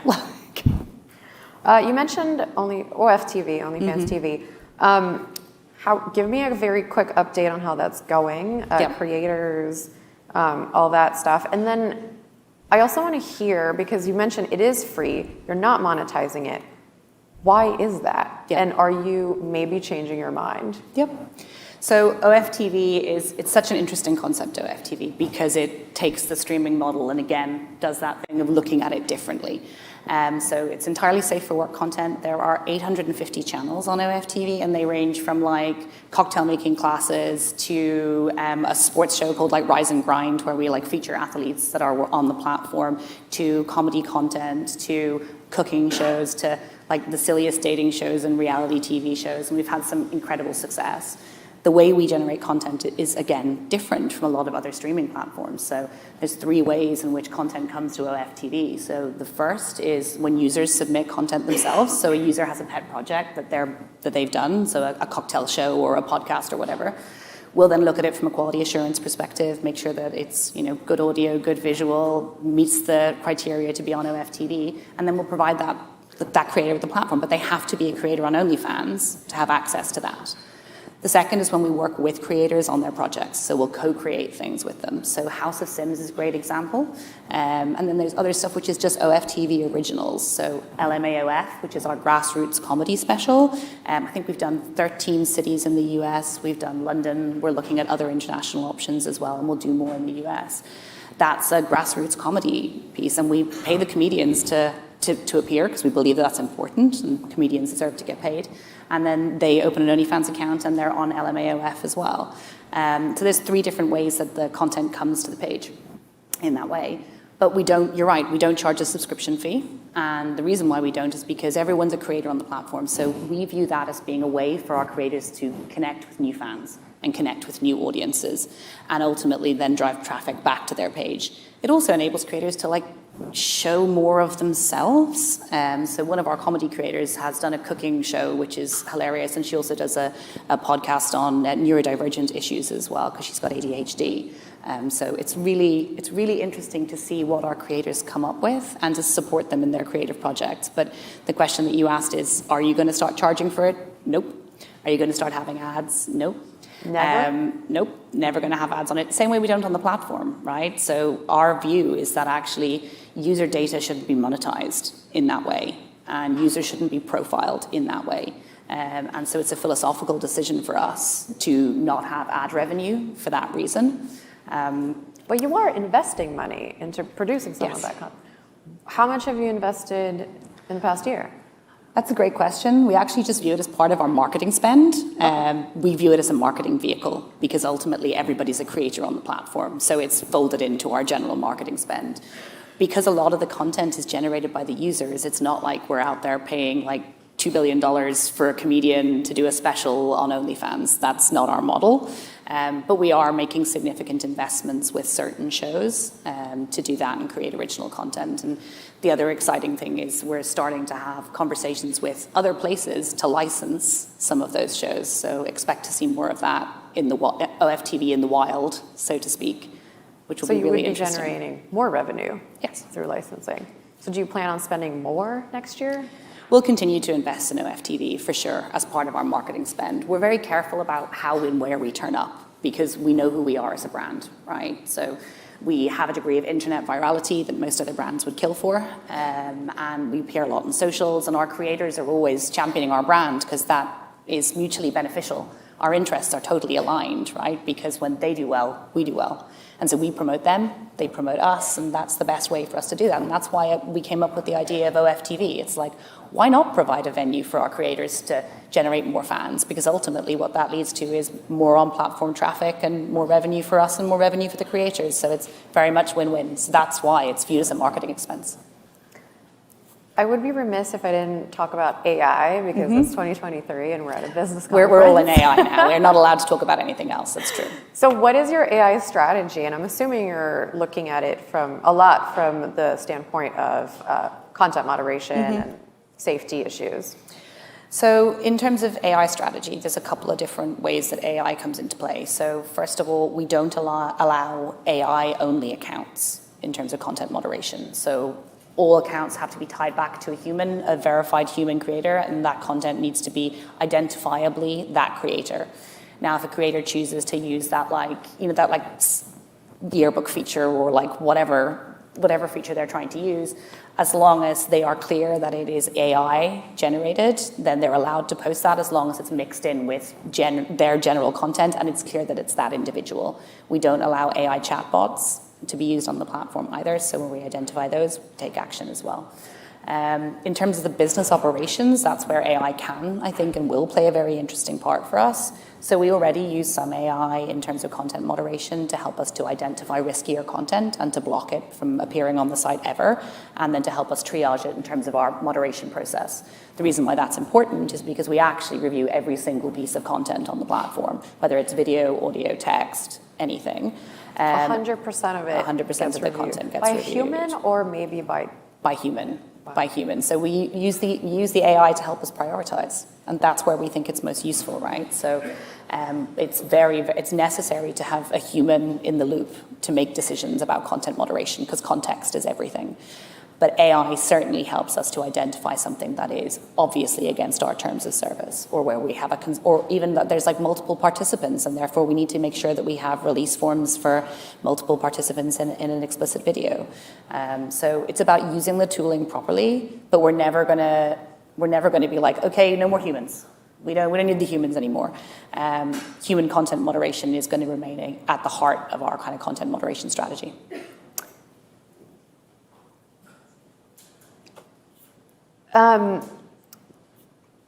Why is it that you don't want to allow too much AI on the content front with the creators?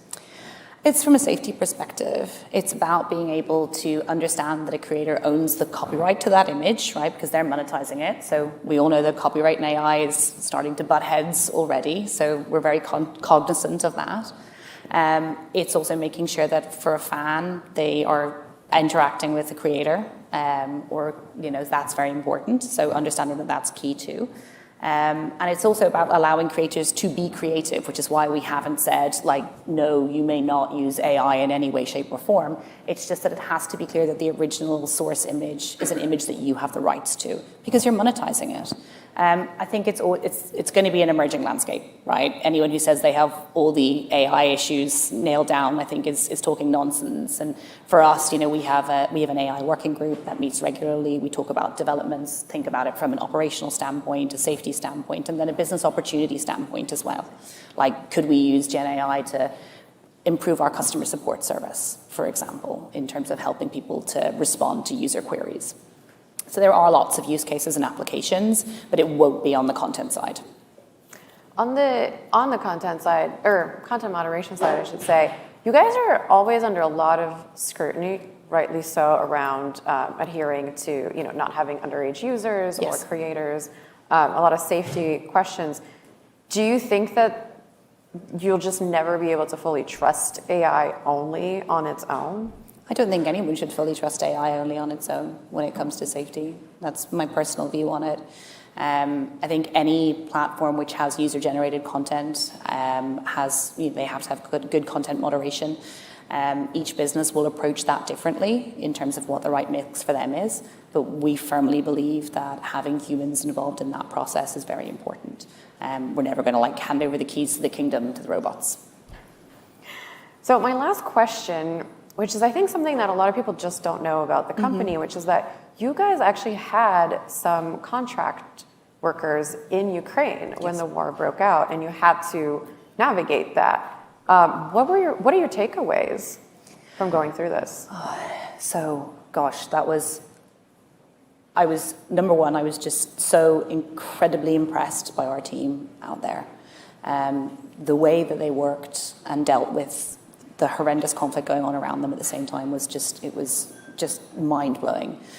But for us, we looked at it in two ways. We were like, okay, how do we best support people when they're based in a conflict zone? So it was, do they want to leave? Do they want to stay? Do they want to relocate? So we established a Polish subsidiary to help people who wanted to relocate to Poland. We provided additional HR support, additional financial support to enable people to move, enable their families to move. For the people who wanted to stay in Ukraine, we provided additional operational support. So whether that's, hey, I need some battery packs because the power is a bit iffy, or it's I need some additional help in terms of uploads to the internet or an internet link, or whether it's just being there to be supportive and to be supportive of our team.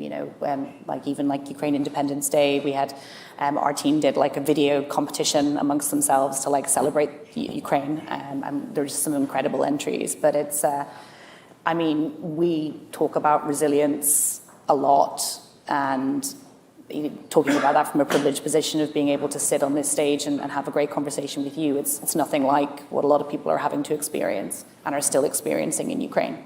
So we continue to provide that support. But it was operationally challenging, and certainly in my previous role, when it was an ops role, it was like, okay, how do we do this? How do we do things live in that kind of environment? So, but yeah, they're such an important part of our team. We're incredibly proud to support them. Well, we're out of time, so this is a great note to end it on. But thank you so much for being here, Keely, and thank you everyone for sticking around. And stick around, we've got one more. Thank you.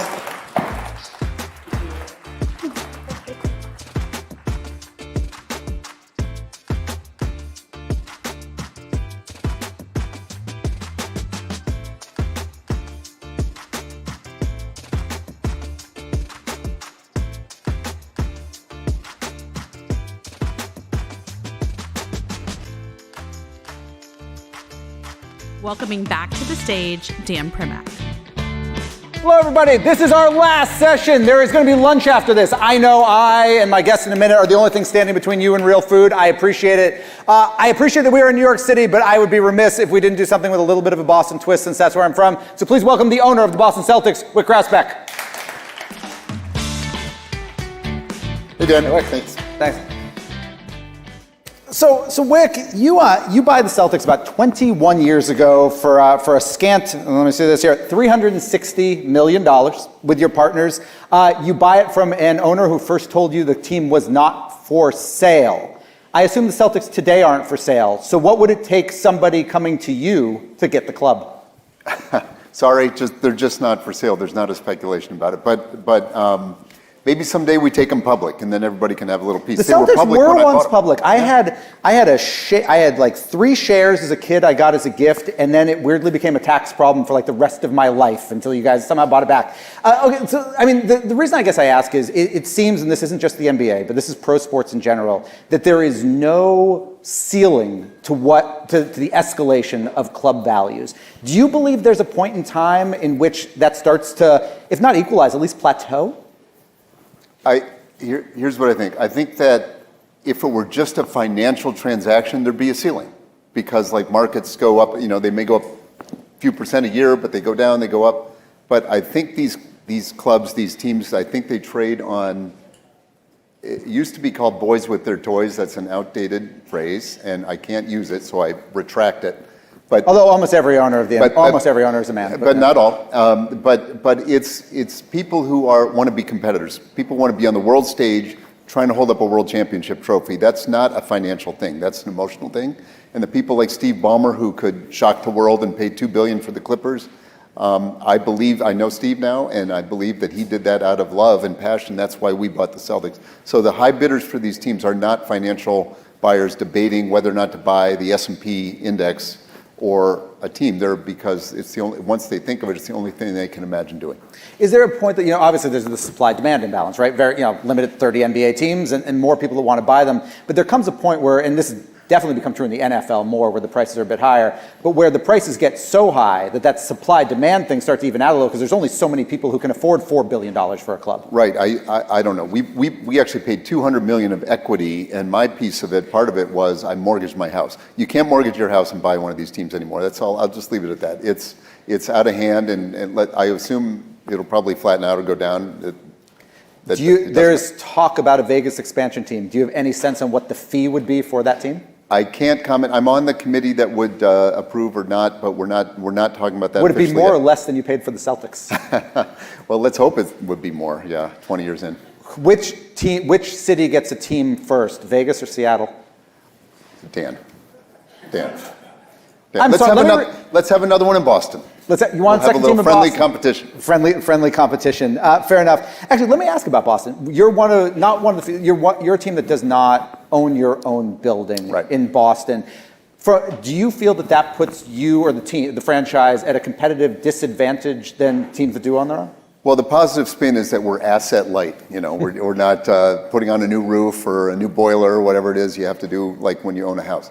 But we are tenants at the Garden. The Bruins owners, the Jacobs family, Delaware North owns the Garden and the Bruins. And we are very close friends. I went to Charlie Jacobs' wedding in Zermatt in January. It was a business trip, except we were skiing the Matterhorn. But we're great friends, and they've been great partners. So it's all worked out great. It really has. One of the things that Boston does not, you talked about the second NBA team, Boston. One thing Boston doesn't have is a WNBA team. Why? There's some discussions underway, but for us to do it when we don't own the arena, we then need to actually, I think it makes more sense for an arena owner to own an arena, to own a WNBA team or a indoor lacrosse team or to some extent an NBA team. I mean, it's a more natural thing than to go say we've got to go find some dates for our team. Do you feel if you did own the Garden that the city would have had one by now? Well, I've been open to it all along, except that it just doesn't work out as well if you don't own the building, because then you're saying, well, could we have Bruce Springsteen in here or have a basketball game? I think stay tuned, but I'm not sure. I've heard some rumblings, but stay tuned. Please. You personally, a lot of folks who own pro sports teams have kind of created diversified portfolios. In Boston, Henry's bought, in the Premier League. And correct me if I'm wrong here, you personally, some of your partners, but you personally haven't bought other teams. Why not? Well, I did mention accurately that I mortgaged my house as part of so this is really, I'm kind of all in. Yeah, but it's worked out. It's worked out. It's worked out great. I'm assuming you've gotten some of that back. But we haven't ever sold a share. We haven't ever, we do cash dividends now and then when there's any extra money around, but it's not always that way. This is my life's work. I have my hands full, and we were talking before, you're like, how many games do you go to? And I still go to, out of 82 regular season games, I go to 50. Home and road. So, I'm kind of fully engaged. That's my model for being a team CEO and team lead owner, is to be there. And so doing that in 3 different cities doesn't make sense to me. There has been criticism in Boston of a different team owner who will remain nameless because he does own lots of teams, and there's a perception, at least among the fandom and sports radio world, that he is distracted because he owns multiple teams in multiple leagues. Do you believe you can be a good steward of a franchise if you own multiple franchises in multiple cities of multiple sports? Well, I think I know who you're talking about, and that person broke the curse and won 4 World Series in Boston. And just finished last place. They should have a statue up to him, is my opinion. That doesn't answer my question. Do you think you can be a good owner? I'm aware it didn't answer your question. No, you can definitely be. Look at Stan Kroenke, he won the NBA and the NFL, and has had a very good team in Arsenal. So Stan would be to the contrary. And cannot How's that answer? Did that answer your question? It did. He cannot set foot in St. Louis, probably. But yes, that makes sense.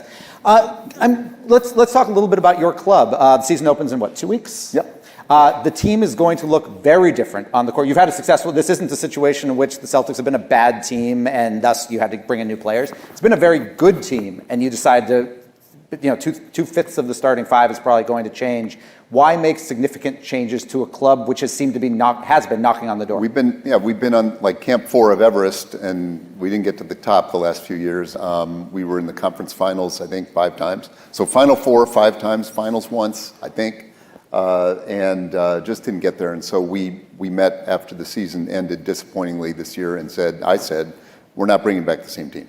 We're making changes because we've had 2 years of inconsistency and falling short. And so we made some changes. It was tough to let a couple guys go. They're very good people. We brought in new players, and now we have 4 All-Stars actually at once. We're kind of how much do you feel being greedy about it. How much do you feel that's your job to come in and say we're making changes, not with the franchise and with seating in stadiums, but on the court? It's definitely my job. I've got to set the tone. When we win, I feel very proud. When we lose, I say to people, my job is when we lose, blame me. I mean, I hired the coach, I hired the general manager, I approve the trades, and if the ball doesn't bounce in, I'm not going to look at anybody else. Let me ask you about one of the trades. So shortly after you bought the team, I had just bought a season ticket package. This is 2003, so you'd owned the team for about a year. And a couple days before the season, you traded Antoine Walker and you got Rafe LaFrentz. And I spoke to one of your partners and I said, why did you just get a really tall guy with foot and back problems? He said, we think that's going to get better. You just traded for a tall guy with foot problems. People in New York kind of know him. Why is that going to get better? Kristaps feels fine. His foot, there's no wood around, but Kristaps feels fine. You're saying he's not Rafe LaFrentz too? I remember Rafe. Rafe had back surgery, actually, back surgery, yeah. I just saw Antoine the other day. It all goes around and comes around. But right now we feel like we've got, and Vegas feels like we've got co-favorites for the title. Last encore question, then we'll move into other things, including media. Do the Celtics need additional players in the front court? Do you need depth? That's the knock. I think the game plan is to see how we do, and we've got all the way till February 15th or whatever the deadline is. But if we need to make another serious move to get to the top of Everest, stay tuned, we'll do it. Let's move over and talk kind of how people consume the game. Obviously, a lot of them consume them in arena, but how most people consume them, which is via television. The NBA's contract with its current partners expires at the end of next season. You're going to start negotiating next year. Mm-hmm. You're on the media committee of the Board of Governors. How do you, big picture, balance the need to have large audience with the need or the desire to get a lot of money? In other words, if you were able to get a huge contract from an app that almost nobody has, how do you kind of think about balancing those things? Right. Well, I think your question revealed something. You said most people consume the games through television. I'm not even sure if that's a little bit linear. I meant video. A little bit archaic, a little bit linear, but we are, actually, I had dinner last night with a head of a network, of a traditional linear network, just a social dinner with our wives. But, there's interest. It's probably going to be a hybrid, I would think, going forward, but we're not allowed to talk to anybody until next spring, so we didn't talk at dinner, for example. But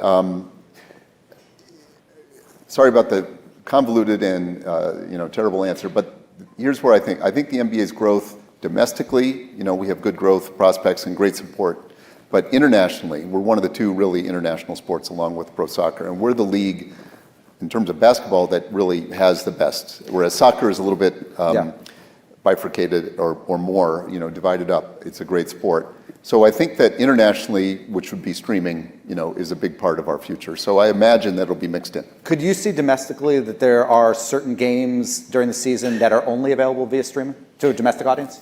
Well, that's the model of the NFL now, and they lead the way in a lot of things. But I really I'm not speaking for the league in this matter. I'm on the media committee, but we're not going to even meet until next spring to think about it. Can I ask, when you say we're not going to meet or think about it, it reminds me a little bit, you hear in the NFL that, teams can't talk to free agents, but somehow weirdly, like a minute after free agency ends, there's a lot of contracts signed. This is the fastest in the world. You're really not having conversations with people? This isn't insider trading or whatever it is. We're just not. There is a move, and not just in the NBA, but in general, regional sports networks, which is how a lot of teams. You guys obviously have a deal with NBC Sports Boston, which is one of the few RSNs that's actually seems to be alive and succeeding. Yeah, it's doing great. What's, from your perspective, the basic explanation for why RSNs are failing, kind of around the country, and how you're seeing some teams, including like the Jazz and the Suns, move back to broadcast? Right. Well, we're seeing, the decline of 100 million cable households in the United States. So traditional cable bundle down to probably settling out, I guess it's predicted at 50 million or so. So it's gone in half. And the bundle includes, 150 channels, and people watch maybe 12 of those. And so that just doesn't seem to hold water going forward in the sort of click, pay-as-you-go streaming model. It just feels like it's old and new. So we've got a legacy model. It's great for the Celtics right now. We've got like 8 more years on the deal with Comcast, NBC. We really appreciate them, but eventually there'll be more of a transition. Are you surprised though that some of that transition isn't to streaming or to other things, but that the transition is back to broadcast? Almost nobody has an antenna anymore. Well, Ryan Smith is an example in Utah. He's an innovative owner, and he is, putting games out on broadcast because his RSN has gone away, and he's very excited about the reach, and we're going to wait and see how it goes. But he's a very smart guy. Do you believe, and I appreciate that you have not had these conversations. By the way, this is just like an hour-long interview, but it's only 15 minutes. Because, very short. I mean, I needed 3 more espressos, and I already had 2. I know you say you haven't yet had... Look, he's speaking more slowly now. I am. I appreciate that. You say you haven't had conversation. I'm trying to figure out how to phrase this right. Some of the big streamers have kind of come out and said either publicly or kind of said to reporters, we don't really have interest in live sports. They might rhyme with Netflix. Do you believe... They're probably the ones most interested. They're just sandbagging. But. Well, that's what I mean, do you believe that the streamers in general not only have interest in live sports, but believe live sports is going to be essential to their survival? Well, we do have to ask them. Here's what I think. I think that live sports, I do it for love. I do it for, I've got, I had the mortgage and all that stuff, probably still have it, but I do this for love and passion. Other people feel the same way. Not everybody in the world, but like 1 billion people are sports fans in the world. So it's a great place to find your audience, to communicate an advertiser message or whatever else. I mean, there is a business proposition here, even though my group and I did this purely for love. There's a business proposition underlying it, which is that people really care about watching sports live, and they don't want to watch it the next day, knowing the score. They want to watch it when it happens. You mentioned your group. You, prior to buying the Celtics, you were full-time in venture capital. A bunch of your partners were. Some of them were in private equity or are in private equity. Private equity and VCs seem to be starting to dominate, particularly the NBA when it comes to ownership, but some other leagues as well. Is it as simple as VCs and private equity people are very rich and thus can afford teams, or is there a reason why this seems to be why the leagues seem to be getting taken over by individuals in those industries? I mean, we didn't invent that, I guess, but we were one of the very first groups. There was like 25 of us. I put it together. I tried to convince my former company that I should be able to get season tickets in the lower bowl so I could just source, and they said no. Yeah. I've got 24 amazing partners. We're all still together, by the way, 20 years later. These just happen to be the people I knew because I was in venture capital, a version of private equity, and these are the people I was able to attract to the deal. I said, look, it's the last Boston team that's going to sell in our lifetime, and we're going to do this for love, not money. We're going to win Banner 17 or die trying. So that's why we did it. The last Boston team, so they came in, we're still all together. That's just, maybe that's a private equity mentality, I don't know, but yeah, they had the wherewithal, but it's like, it's team play. You're teaming up with management teams, you're teaming up with partners. I don't know. Maybe it all kind of hangs You together. do also have a venture capital firm, Causeway Media Partners, kind of doing sports tech, media tech, et cetera. It's been a while since Causeway's raised a fund. Are you planning to raise another? Yeah, we've got a couple liquidity events that we are hoping for and anticipating, but not done. And so that's be a logical time to raise Fund 3 at that point. One of your portfolio companies was Niantic, which had an NBA game which got pulled. I'm curious, what were your thoughts? They had an NBA game and then it disappeared. Yeah, that was my thought. I sort of noted that, but I'm not on the board there. But their bread and butter is Pokemon, and that is still going, and they have new games coming out. But Niantic's been they took a foray in the NBA and it didn't work out for them. A couple other things that you're involved in, which I did not realize till we chatted backstage. You have a television show coming out, and I don't mean a basketball show, a sitcom? Yeah, it's called Extended Family. It's based loosely on real life, which is that my amazing wife and her really good guy ex were married for a long time, but they knew early on, I guess, that it wasn't going to be maybe forever, I don't know, but they raised 2 great kids. He turns out to be the biggest Boston sports fan on the planet, but they got amicably divorced, and they're sharing a nest. Who's in it? Who's nesting in the show? with the kids. And so the name of the show could be The Nest, because I wrote a sitcom about it. It's when I showed up, his head was like, you can't marry the Celtics guy. You can marry like the Knicks guy or the Mavericks guy. You can't have this in Boston sports. So anyway, it felt like a sitcom. So there's 3 adults, there's 2 kids. It is the Celtics. There's a Celtics owner. It's Donald Faison from Scrubs. The ex is played by John Cryer from 2.5 Men, and it's coming out late November. 2 final things. There's also a tequila brand you're involved in? Yeah, we make Sincoro tequila. My wife is the CEO. We do it with 3 other NBA owners. Wes Edens of the Bucks and Fortress. Jeannie Buss of the Lakers, who's a great person, a great friend. And then Michael Jordan. Former owner. So one former owner. Someone no longer important. He's a former owner, but he's the greatest of all time. He's a great person. So we've sold like 2.5 million bottles of Sincoro. It's the real tall one on the bar if you want to go see it. Quick final question for you. The Celtics have, I believe, 25 players in the Hall of Fame. Who you have to put a starting 5 out. Who are your 5? Oh, no, I don't do that. I'm sorry, but I can tell you, I'll tell you who I loved among the 20 years. I mean, it's Garnett, Pearson, Allen, but really, Kevin Garnett changed everything when he walked into our door in 2007. Literally everything changed the day he came. He might be my favorite of all. He wouldn't let them lose, and he put the whole team on his back. So, but I get to see everybody on that 08 team every year. Garnett was in that Adam Sandler movie. Did you try to cast him in your sitcom? No, but that was I did. I actually asked him and Shaq to read for the part of the GM, and Did they read for it? Neither one showed up. Wick, thank you. I don't take it personally. Wick, thank you very much. Everyone, thank you so much for coming today. Thank you to our sponsors, West Monroe, Wells Fargo, Latham & Watkins.